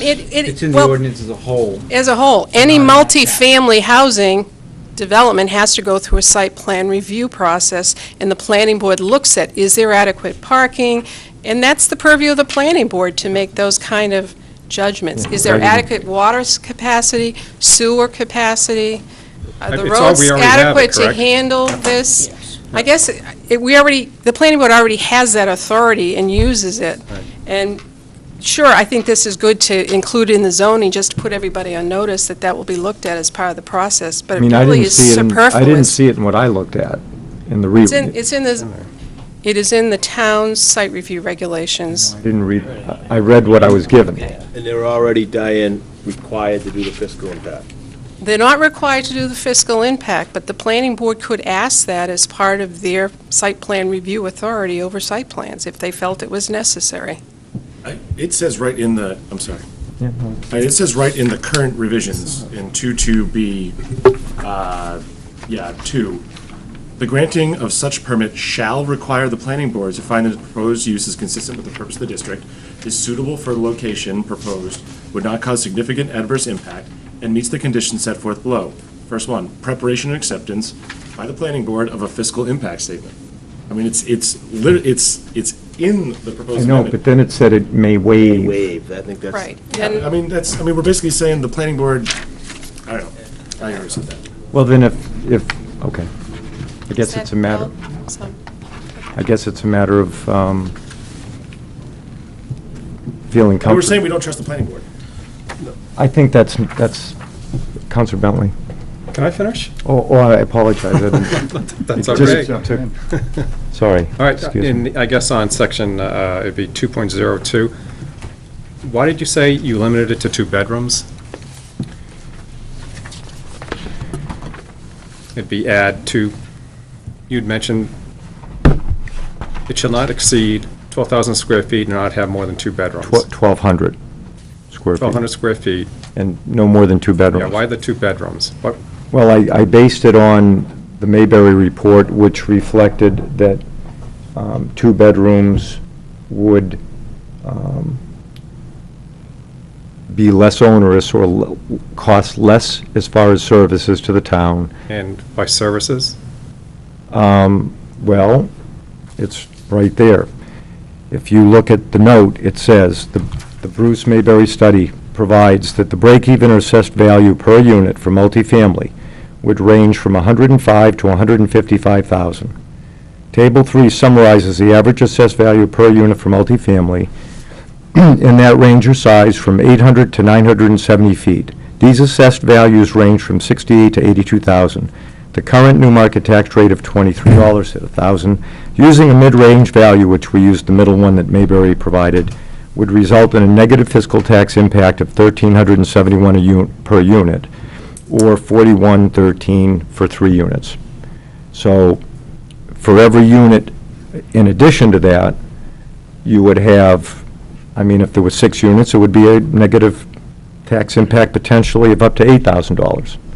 So I believe when Mr. Mayberry was here, he actually stated, and I actually have his quote, but he said the backstop to making sure that this is not going to have a negative tax impact, 933 said, the backstop to losing money, this is a quote, is the commercial development and impact study. It's an important step in protecting the town.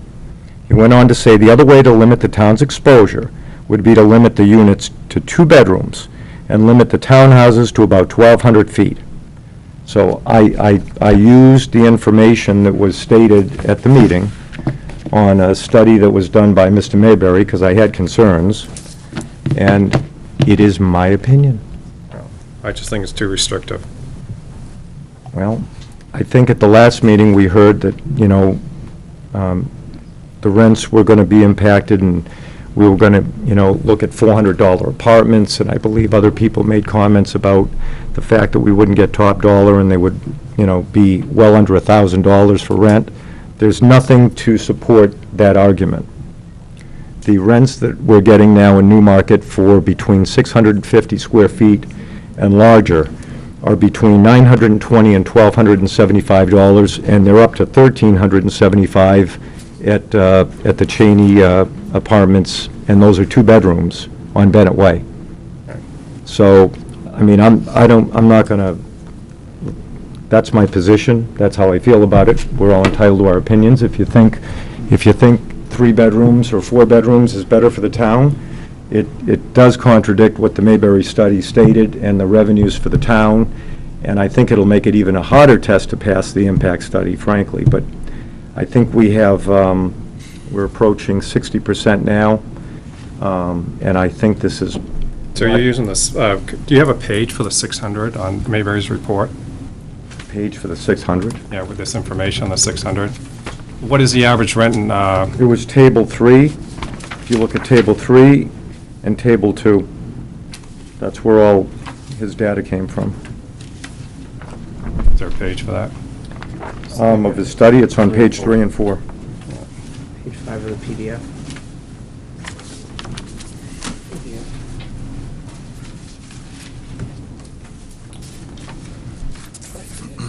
Yeah. Hard copy.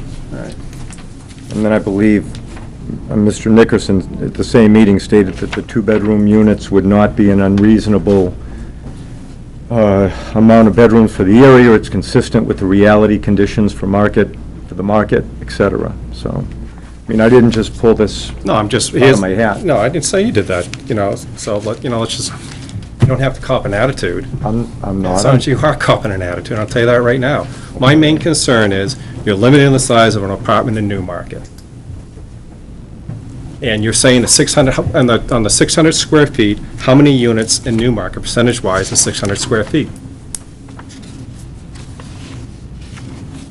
And versus 1,200 square feet.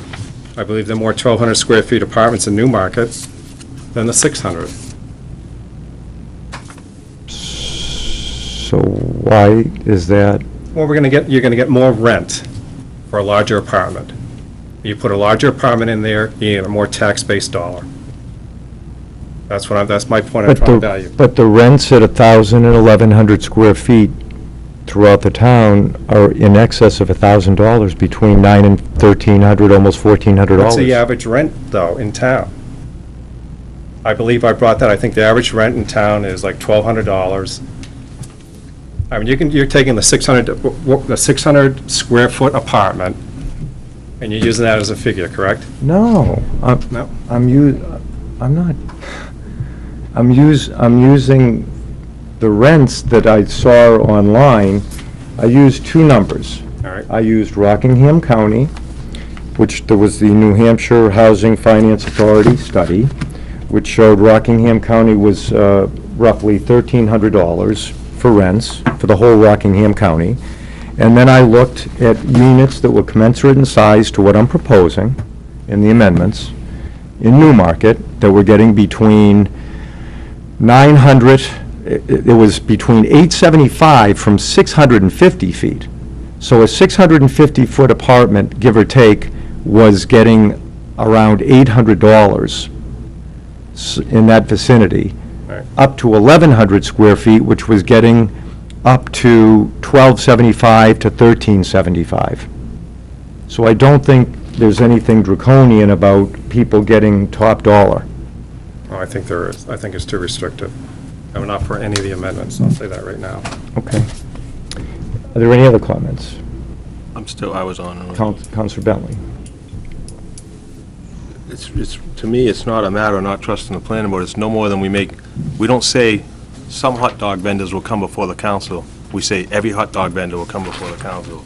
We don't say some people need to get we say everyone will. So I don't like it when this can be waived. It's nothing to do with anyone on there now. It's nothing to do with anyone, but it's too much, especially in what has happened in this town of all the accusations, and some are certainly real. I don't like it when it says could.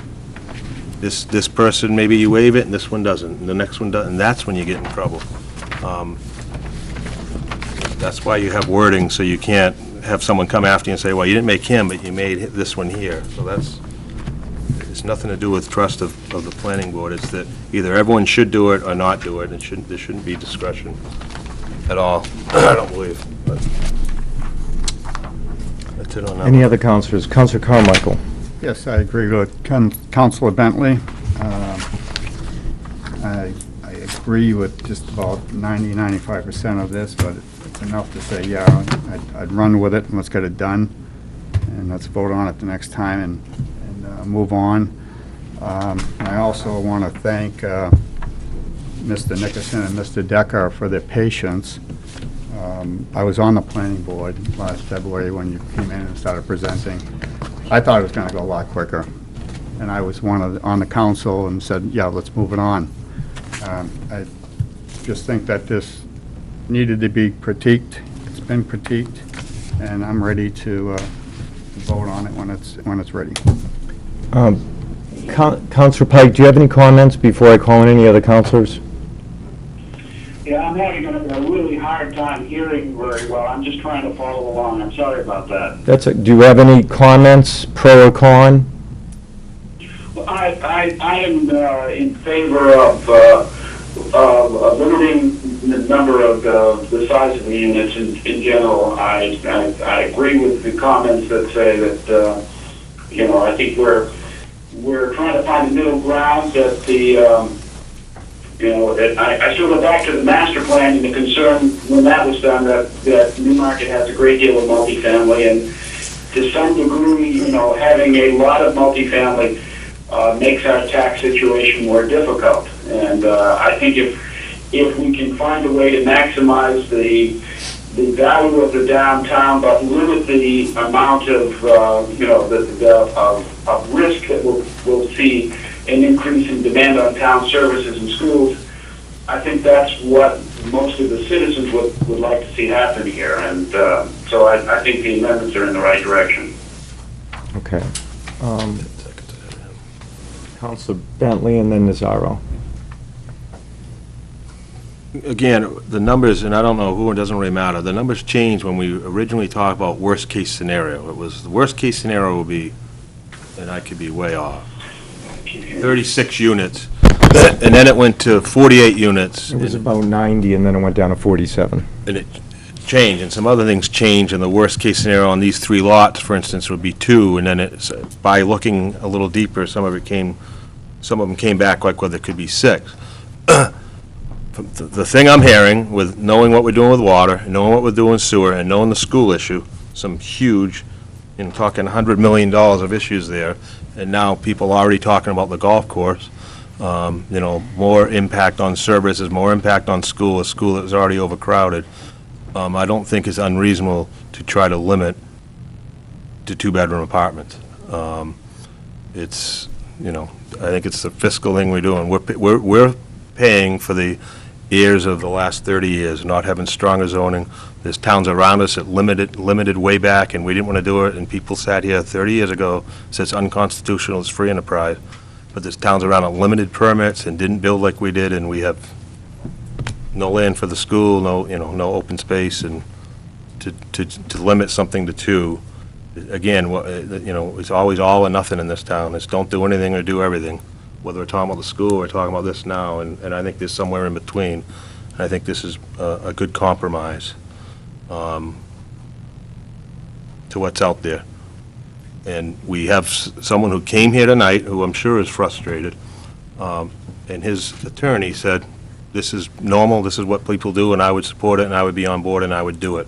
So the scare tactic, we're going to lose people, and I said it a while ago. I said, if I think these people are credible people, Mr. Cheney was here the night I said it, I said, I think they're going to stick it out. If they think it's a good thing and there's money to be made here and they'll be here, and there's proof that someone's tonight said, I've read it, it's normal, it's kind of what goes out there. Certainly wish it happened a little quicker, but we didn't scare them away. They're still here, they're ready to go, let's get rolling with them. Let's get them doing some things here.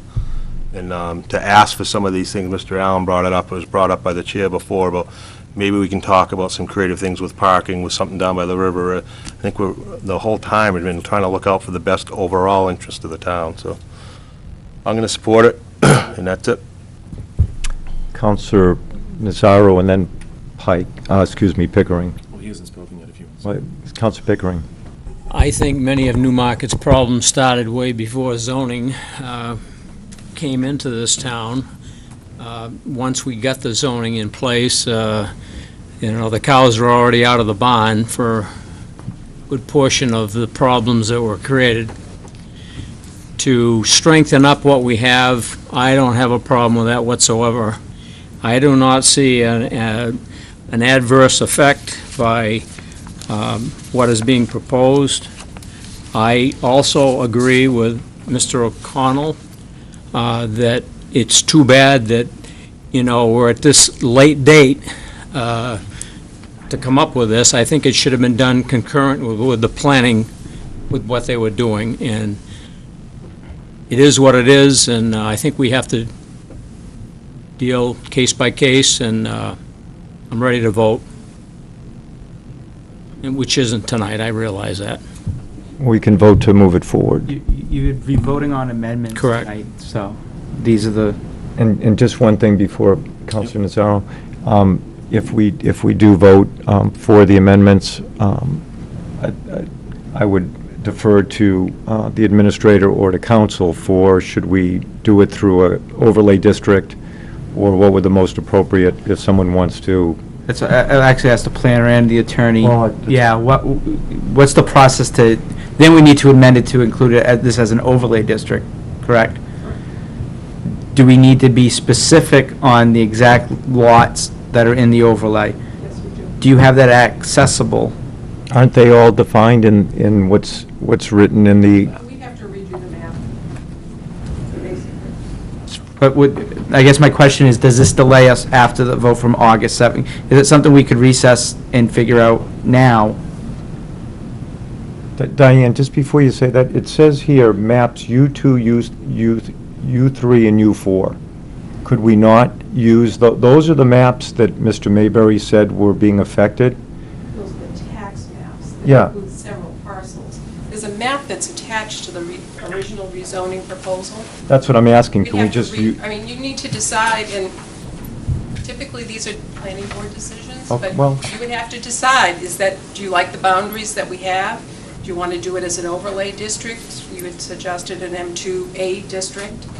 I guess, I'm in order looking- for me to prepare a specific map and meet the legal deadline, because it has to be available 10 days prior to the hearing, Mhm. we need to know definitively how you want to vote on it well, the, for the meeting. We can't have it just a general, well, we'll leave it up to the attorney and, well, no, you know, I figure out. wasn't, think I we wasn't, need some policy I didn't mean it that way. What I meant was, the amendments, what I was hoping to do was apply these amendments to the specific dimensional zone that was being proposed by the planning board, and so I would take, Which is the existing M2 district plus the expanded area, which includes an additional 20 acres. yeah, so I guess my reason for bringing it up, should it be an overlay, is, or call it, or not, or call it M2 for D for downtown, or whatever. If it's expanded, I would hope that it would be consistent. That's the reason I'm bringing it up. So that's why I'm asking for some input from, I don't think you need an overlay district. I don't think, personally, I'm comfortable with what was presented, and I think the planning board struggled with how should we do this? How do we implement this concept? And basically, they said, well, we like the existing M2 zone, but let's expand it to include some areas adjacent. okay, so if we did that, it would be, if we added these amendments to that, we wouldn't have to change anything else. Not at all. No, the amendments would apply to the existing M2 district. Right. Throughout. You know something, John, at least, so the public, Sorry, I'm not- start at the, The entire M2 by these amendments now. John Radigan, legal counsel. If the board were to adopt the amendments, they would apply to the entirety of the M2 zone on the underlying original proposed ordinance and the map that's been presented to describe that. And so if you're comfortable with that applying to the entirety and wanted to do that, that's the way to do it. You don't need an overlay district. now, if we, Phil's shaking his head, if we didn't want to do it to the entirety, because this is really covering the whole M2 zone. Yeah, if you only, if, To look at? I mean, right. If you wanted to be more targeted in where it's going to apply, then you'd have to do, okay. yeah, if you wanted to be more targeted, a smaller area, then you'd have to do what Steve has suggested and what Diane has mentioned, which is you'd need to identify tonight, if you're going to move it on for August, what lots you're going to apply that to. And so I think, and that could be as simple, I think, perhaps, I don't know, you don't break out every lot, right? No. No, you could probably just get a map and draw it in yellow and present it to the, into the record, and then you would have identified for the record, which was still going to go on to another public hearing, as to what that will, what area, land area that would apply to. Would it be as easy as, say, the map that was shown that, the impacted lots? We had a map of that. Yeah, if you have a map elsewhere, Steve, that says the impacted lots and can get that into the record this evening, I think that's sufficient. Well, I have the two maps. I have our zoning map, which shows what the existing M2 zone is, which is shown in orange, and then I have what is being recommended to expand the M2 district as was recommended by the planning board, and that's the areas in blue on the other map. So is it, if it's the will of the council to only apply it to the areas in blue, then I think you have, yeah, if your goal is to only apply it to that, then I think you reference this evening and talk about the amendment and the underlying proposal applying simply to this. And at that point, you're right. I think you probably wouldn't call it M2 anymore. You'd call it the M2-1 zone or something like that. In the proposal, we do list the specific parcels. If you can show me on the map what you want to do, then we can change the text to reflect the map. Well, my goal was to apply it to what was being proposed for this, yeah, for Not the existing, but something, just the new areas. Correct. And there's not a lot of parcels here. There's only Yeah, about I mean, what, well- 12 or 15. Yeah. Yeah, essentially what they're affecting. That was my, Okay. And you could do that by calling it an M2A zone. Just set up a new zoning district. and then just to flush the whole question out, in the event that a year down the road, they want to expand it, it's successful, X amount of buildings have been built, whatever, and the town wants to go another mile to the north or to the south, I'm just making up a hypothetical, could that then be rolled into this? I'm assuming it could. That, it could be rolled into this, but it would require an amendment to your zoning map, which requires the full amendment process as any zoning change, but you would be Yeah, but amending we the would be lots that would be applied to it. Well, we'd have to do that anyway if they went and expanded it down the road. That's We'd have- correct, So yes. it's no different than, That's correct. okay. Because the only reason I brought that up is because initially, the zone was from Durham, basically to the golf course, right? Right up to the golf. Not exactly, They're pretty but close. So if they, We reduced it 3 suffice to times. say, if they want to expand it, it can be done But consistently. we have to go back through the rezoning process, that's correct. Okay. Thank you. So that's what I would propose doing, if you can. Trying to think of a way to word the amendment.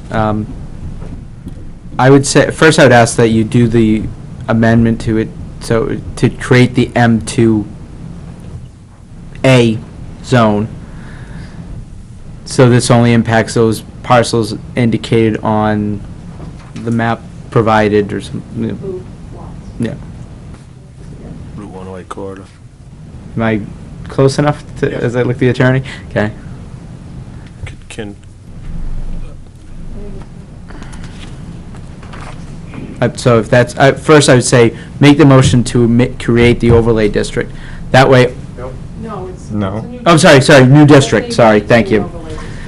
So then all the other amendments are only impacting this whole ordinance you're discussing is only impacting those parcels. So you could call it the M2A? Yeah. For sake of argument. Okay.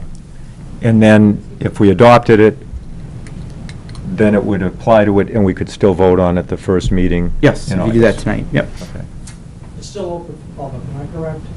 No, You pub- closed No, public. Yes, public again. public is closed. It's, On the- we're deliberating now. I just want what's closed now? to, Phil had a question, and then I'd like to, More of a comment. yeah. I definitely see where this is going. It is what it is. I would like it noted that totally get the fiscal impact. I understand we need to that determining the fiscal impact is important. I think it should be noted that the break-even point for a house in a single-family house is around $300,000 to $325,000. So basically, we would be telling anyone at home whose house is under $300,000 or would be wanting to move to Newmarket and build a house here, we don't want you. Anyway, it's the same logic. It's absolutely the same logic. That being said, I think that if you're going to accept these amendments, the one that is, I think, the most restrictive that I really would make a very strong case that we should not have is 2.02B626. If we are going to have a fiscal impact study required anyway, why would we tie our hands on the size. The fiscal impact study will make the determination, as outlined in 2.1 and 2.2, will make the, or 2.1, will make the determination to ensure that it is not a negative fiscal impact on the town. Why would we prevent some developer in the future who's figured out some way to develop something that would conform to everything except for that one square footage or room requirement? You cannot build. And if we really wanted them to come in and do something, that it would take 18 to 24 months for us to change the zoning the way it has here. I just feel like we are being way too restrictive on ourselves. If we already have the fiscal impact study we're requiring, why would we add on top of that a room and size requirement? We can't have them come in with a negative fiscal impact based on the amendments or even the original change. So why add that other layer of restrictiveness to ourselves? We're just tying our hands for no reason. The only way I can answer that is I'm just predicating it on the information that was given. But that information could change. That's my concern, that the world changes, right? We have a master plan that's written in 2001, talks about multifamily housing, and we know that we live in a very different place right now in Newmarket than what Chapter 5 of our master plan says.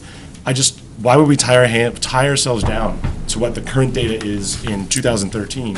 And 2018 will come around, and we'll be working off old data that potentially is going to be harmful to the community, and we just don't have the space. If we just require the financial impact, the fiscal impact, to ensure that it's positive, that covers the intent of what you're trying to get across in there without tying ourselves. I'm sorry to interrupt, but I don't know how, I don't have a button to push, but I would say I don't see this as another layer. I see it as just adding additional language to sort of flesh out what our intent is. There is language there.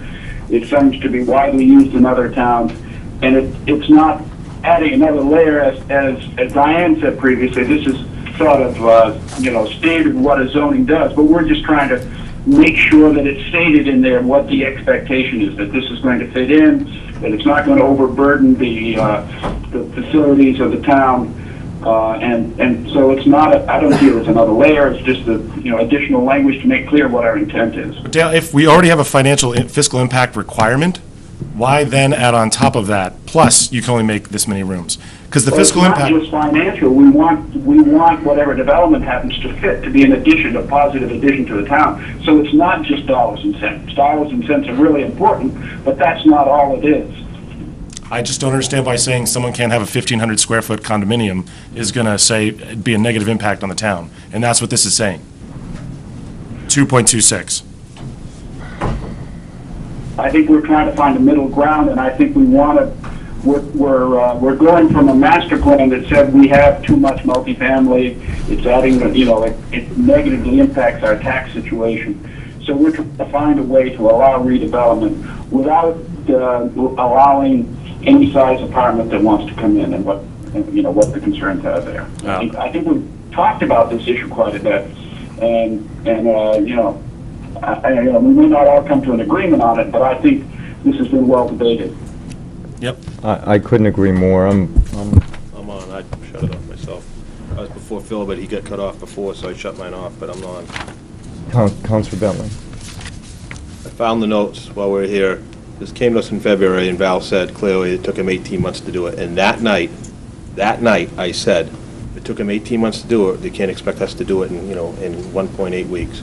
And certainly, I didn't think we'd be sitting here now when they came, but something that took 18 months for a lot of different people to create and get isn't beyond the craziness that it's taken us, 5 months, 6 months to get through all this. But I move to make motion to move it forward.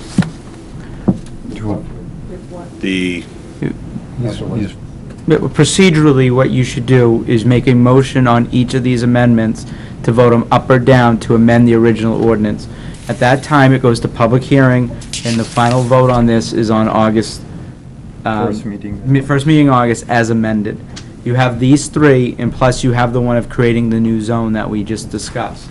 So that's actually what I was consulting with legal counsel to make sure we have the right wording for it, which we do, which I haven't finished it, but it's basically what you do. You need to amend section 1.04 zoning map, where it says see attached map. Section 1, amend the zoning map for the town of Newmarket by changing a portion of B1 and R2 zoning districts to a M2A zone classification as follows. And that would be the first amendment. Okay, so So moved. if you, Give me the rating, Yeah, I'll if you- write it. I think so moved is Okay. legally, is okay. Okay, and then you can get the language to Ellen. Yeah. Okay. then I would need a second. Do I have a second? Second. Second by Counselor Carmichael. And then each other thing, Mr. Just vote it up and We vote vote it on down. that first, and then we vote on each of the amendments. There's only 3. Okay. So, I think this has been debated pretty much. Are we through with debate? Please call the roll. On amending section 1.04 zoning maps, Counselor Wright? Nay. Counselor Pickering? Aye. Counselor Nazaro? Nay. Counselor Pike? Aye. Counselor Carmichael? Aye. Counselor Bentley? Aye. Counselor Levy? Aye. Passes 5-7. I mean, 5-2, sorry. So then the first amendment we could just call it 1.09. We don't have to read the whole. Right. Okay. Make motion to accept amendment section 109, special use permits. Do I hear a second? Second. Call the roll, please. Amending section 1.09 special use permits, Counselor Wright? Nay. Counselor Pickering? Aye. Counselor Nazaro? Nay. Counselor Pike? Aye. Counselor Carmichael? Aye. Counselor Bentley? Aye. Counselor Levy? Aye. Passes 5-2.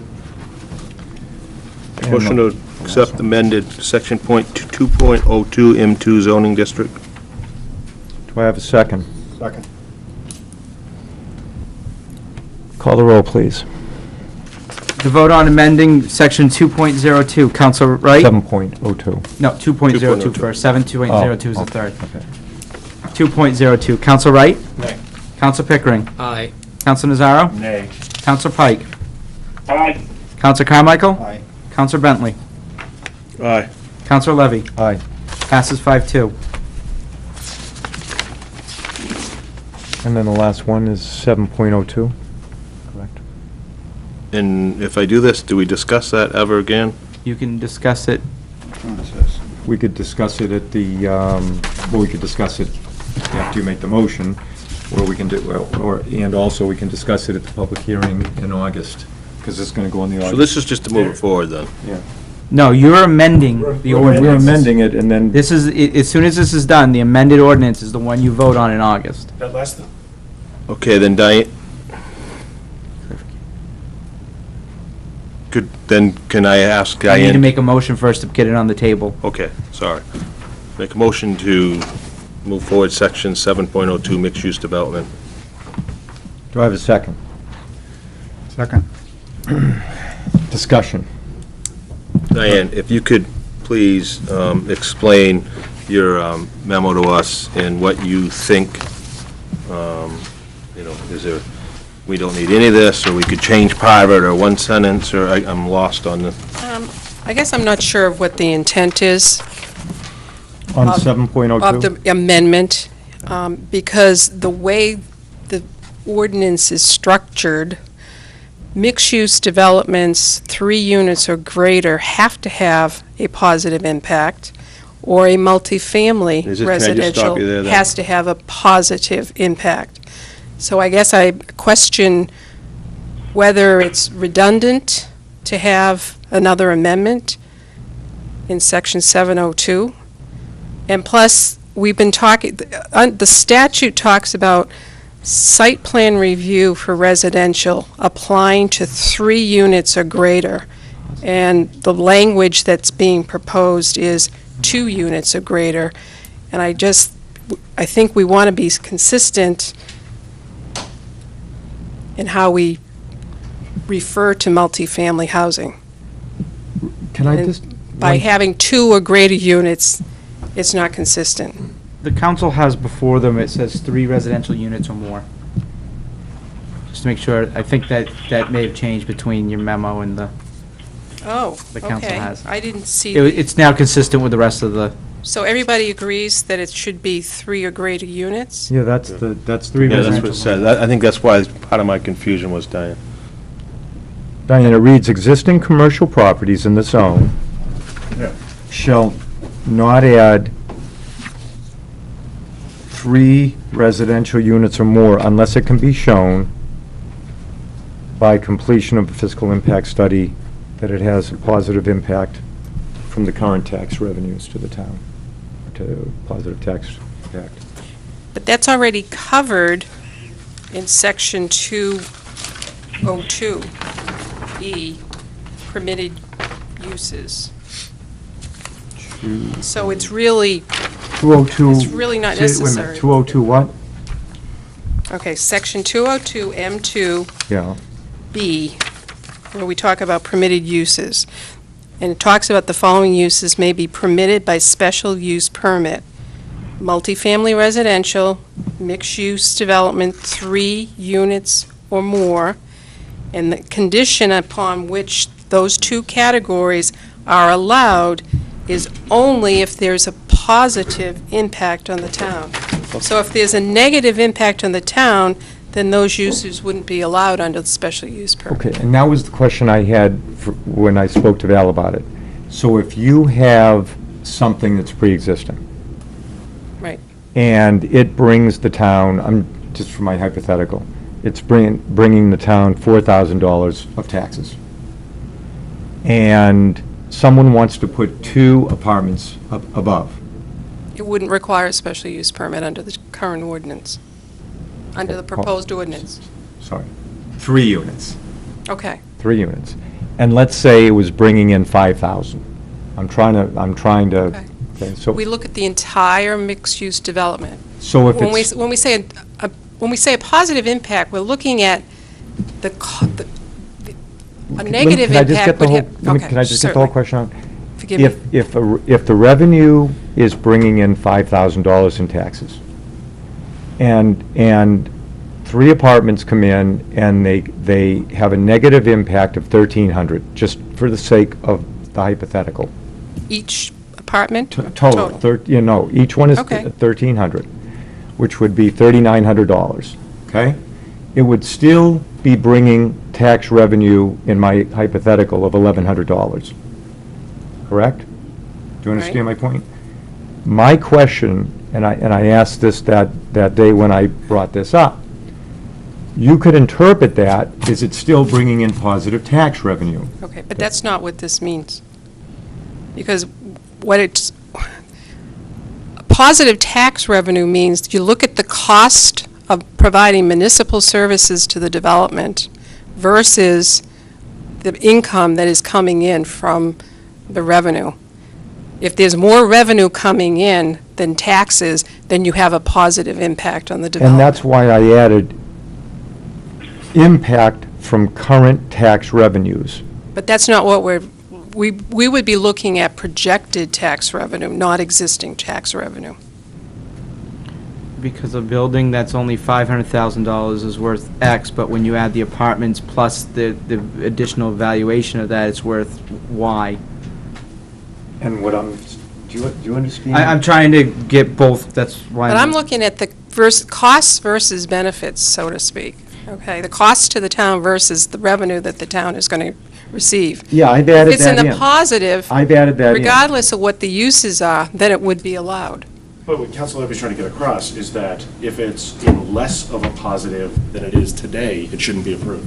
Yeah, because basically what you're doing is you're taking something that may be bringing in, I mean, I didn't Okay, think. but that wasn't, I don't think that was the intent of, That was the intent of why I added this. Okay. It's absolutely the intent. And I added to that from current tax revenues, because I didn't want to see a situation where all of a sudden the town was bringing in $5,000 a year. Okay, I see what you're And saying. and that's one of the unintended consequences that I didn't think was covered. So when I discussed this with Val and she said, we covered that, I said, I don't believe so, because you can still be in the positive, but all of a sudden, you're only bringing in a net positive of 1,000 rather than 5,000 because you've added the 3 units. Do you understand at least the intent? Yeah, I think what you're saying, Councilor Levy, is you're proportionally adding more services than revenue if you're not careful. Yeah, I added the Okay, revenues I understand. in, Diane. I guess, I understand where you're coming from, I'm just not sure if the language that was recommended really does that, because it was very confusing to me and to other people who were reviewing it as well. So maybe there's another way to handle that situation with some new language that we get at that issue. Well, I did the best I could, being a layperson. What I did was, I said that the analysis at the residential units, and maybe I should have said, must have a positive impact from current tax revenues. Okay, over previous tax revenues. Maybe that's where I was thrown by that.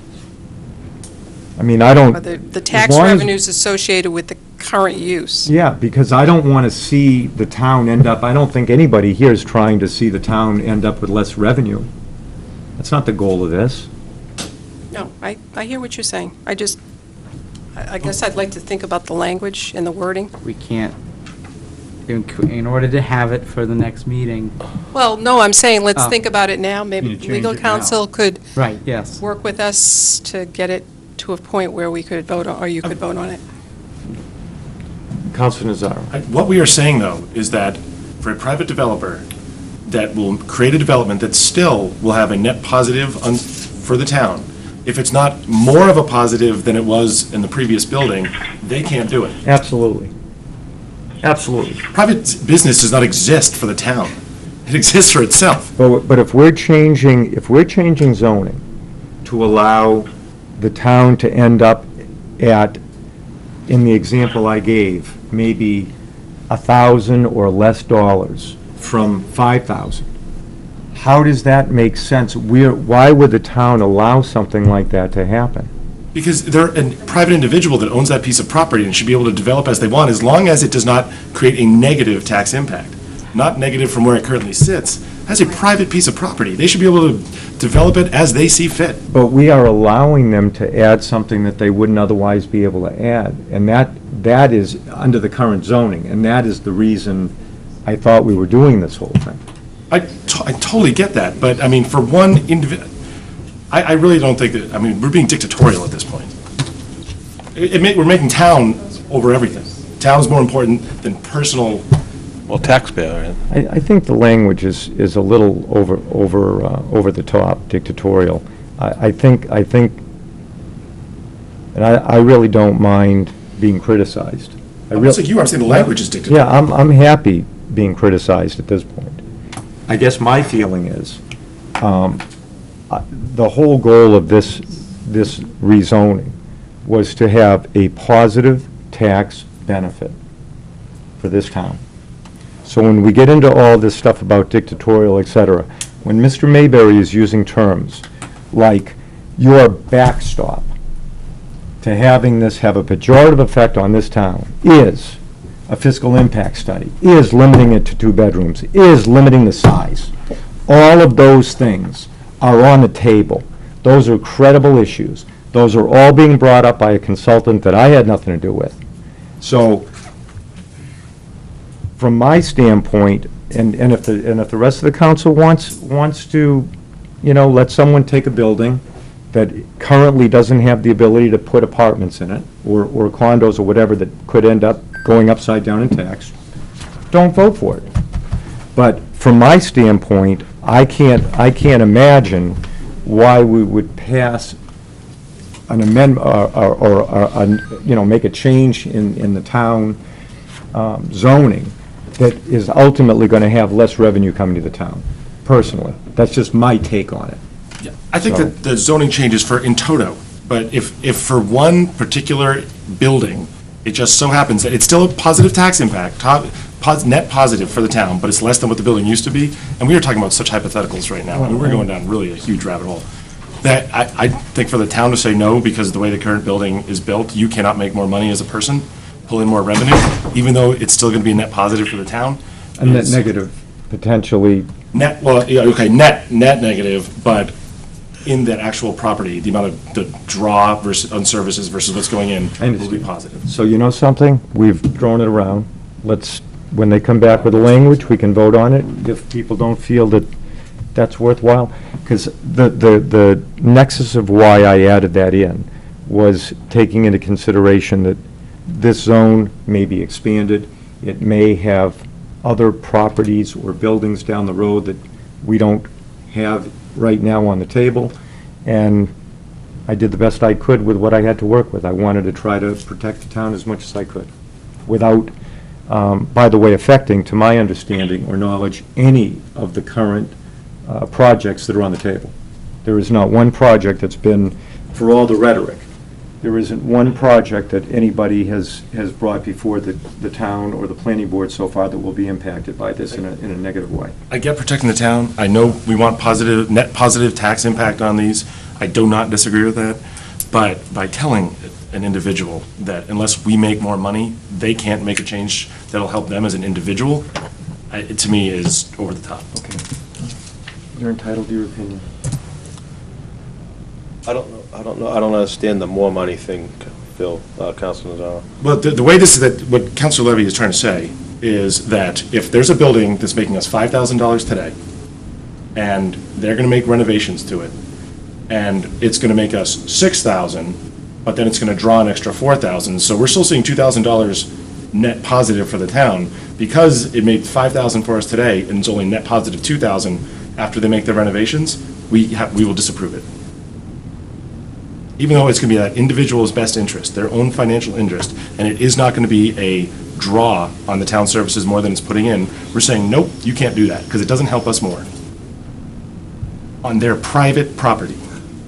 That we're changing zoning. Right, that we're changing zoning on, totally. Something they couldn't If it was a otherwise do. resident, if it was only a residence, I would understand your, and back your sidewalk, but we're gonna, But this back is to a that change of worst case zoning. scenario, that is, went from, what were the numbers?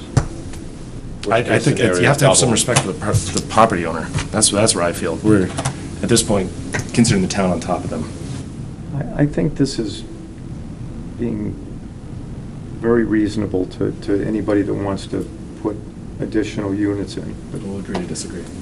That's where we are right now, so. Make a motion to stay later than 10. Second. Obviously, we're gonna be here. Oh, Well, maybe not. It's not yet. Depends on how long the administrator's out there. Yeah. If they can come up with language that works. Is that what they're doing out there, language? Yeah, maybe.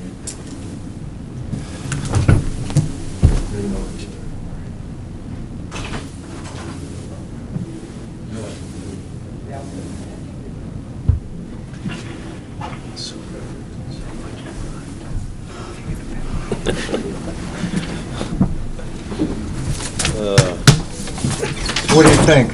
My apologies. Thought you were getting pizza. We would to take this off your, We would suggest that the wording of section 7.02 mixed-use development C be changed to as follows. Existing commercial properties in this zone shall not add 3 residential units or more unless it can be shown by completion of a fiscal impact study and market analysis that the entire development will have a positive fiscal impact compared to current tax revenues. okay, so the last part of that is Socialist. just, Sorry. with all My due bad. respect. I know, my bad, I'm come sorry. on. I apologize. So can we, Can you just read that, please? That the,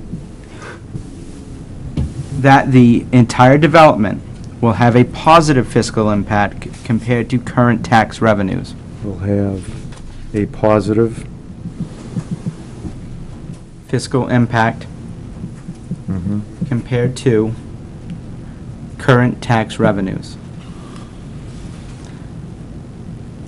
can I ask Diane something? Sure. Just based, Diane, Ms. Hardy, right now, look, we're talking about redoing or something, but a new person coming in now, right? I just bought I already have to show that, correct? I already have to show that I'm gonna give the town more No. tax dollars than I'm gonna The planning take on board can services? require that as part of a site plan review if there's an issue that's raised.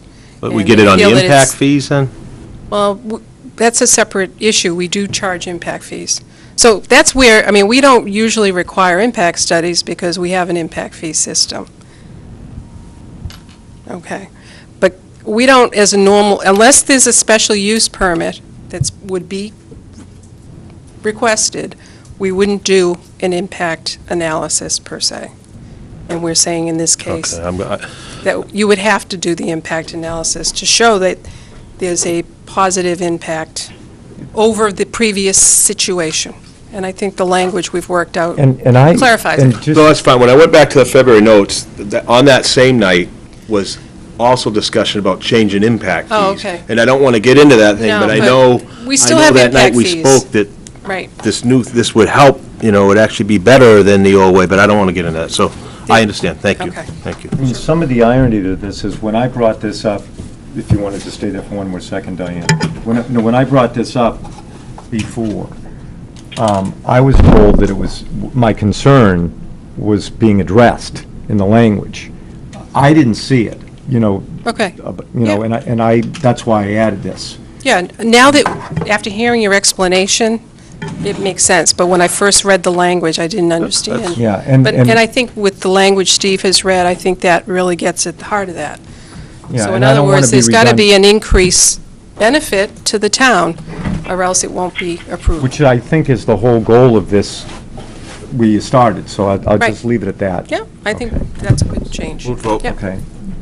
I don't think he has to read the whole thing, if you've basically read it, so Is there any issues with, anybody want to hear it again? No. Okay. you can give it to Ellen afterwards. So moved would work, I'm assuming. And do we have a second? Second. Please call the vote. On 7.02 mixed-use development, as read, Counsel Wright? Nay. Counsel Pickering? Aye. Counsel Nazaro? Nay. Counsel Pike? Aye. Counsel Carmichael? Aye. Counsel Bentley? Aye. Counsel Levy? Aye. Passes 5-2. And that is pretty much the agenda. If This, Quick question. yeah. So Diane in her notes had that she was sure RSA, I just recall this, 356B was clear about the difference between condominiums and apartments. Is that, have we cleared that up? Well, we're going to have, We can't, okay, so, What you can't do is, come up to the, what you can't do is treat condominiums disadvantageously. And so the only real difference under the amendment is that you give a higher square footage threshold of 1,200 square feet to condominiums, only 1,000 for apartments. In the record is the Mayberry plan that, that supports that analysis, or some would say supports that analysis. And so you're not violating state law by treating them differently. and just to answer your question fully, and I know we beat this thing, but I didn't go into all of the rationale. One of the reasons I put that in there, or I wanted that there, was to give an incentive to go to a condo, because it's more tax neutral and it would be more beneficial to the town and theoretically the developer, so. one last question. The economic analysis for fiscal analysis, it is on the entire development, not just the residential units, correct? Yeah, it's a commercial, yeah. Absolutely. That's the only way it's going to make sense, so. That being said, if we can make our final comments by 10 o'clock, we don't have to go past 10. The agenda has been consummated, so thank you all. Sorry for keeping you this late. My pleasure, thank you. Is there any new business? Any closing comments by councilors? Anyone know the date of Newmarket Week, Old Home Week? yes. August 9th will be the fireworks. August 10th is the actual Old Home Day. They're going to do the fireworks the night before. Oyster Fest again and Yeah. everything, that's okay. Above the river? No. No. The state fire marshal denied that one. Okay. So it's going to actually be at the, behind the community center, and so it'll be down that area. School fields. School fields, like. Councilman Nazaro? The only thing I want to say is, just in closing, I think this council has worked, pretty well together. I know we have different views on things. I've tried to pull back sometimes when I've been frustrated. I would appreciate it if, and I do appreciate everybody's attitude, but I would appreciate it if people, didn't use comments like, people are being socialist, et cetera. I don't think it's really appropriate in general, and I'm just talking about everybody in particular. And I think we'll get a lot more accomplished that way in the long run. So, just my closing comment. That being said, do I hear a motion to adjourn? Motion to adjourn. Second. We are adjourned. You have the keys?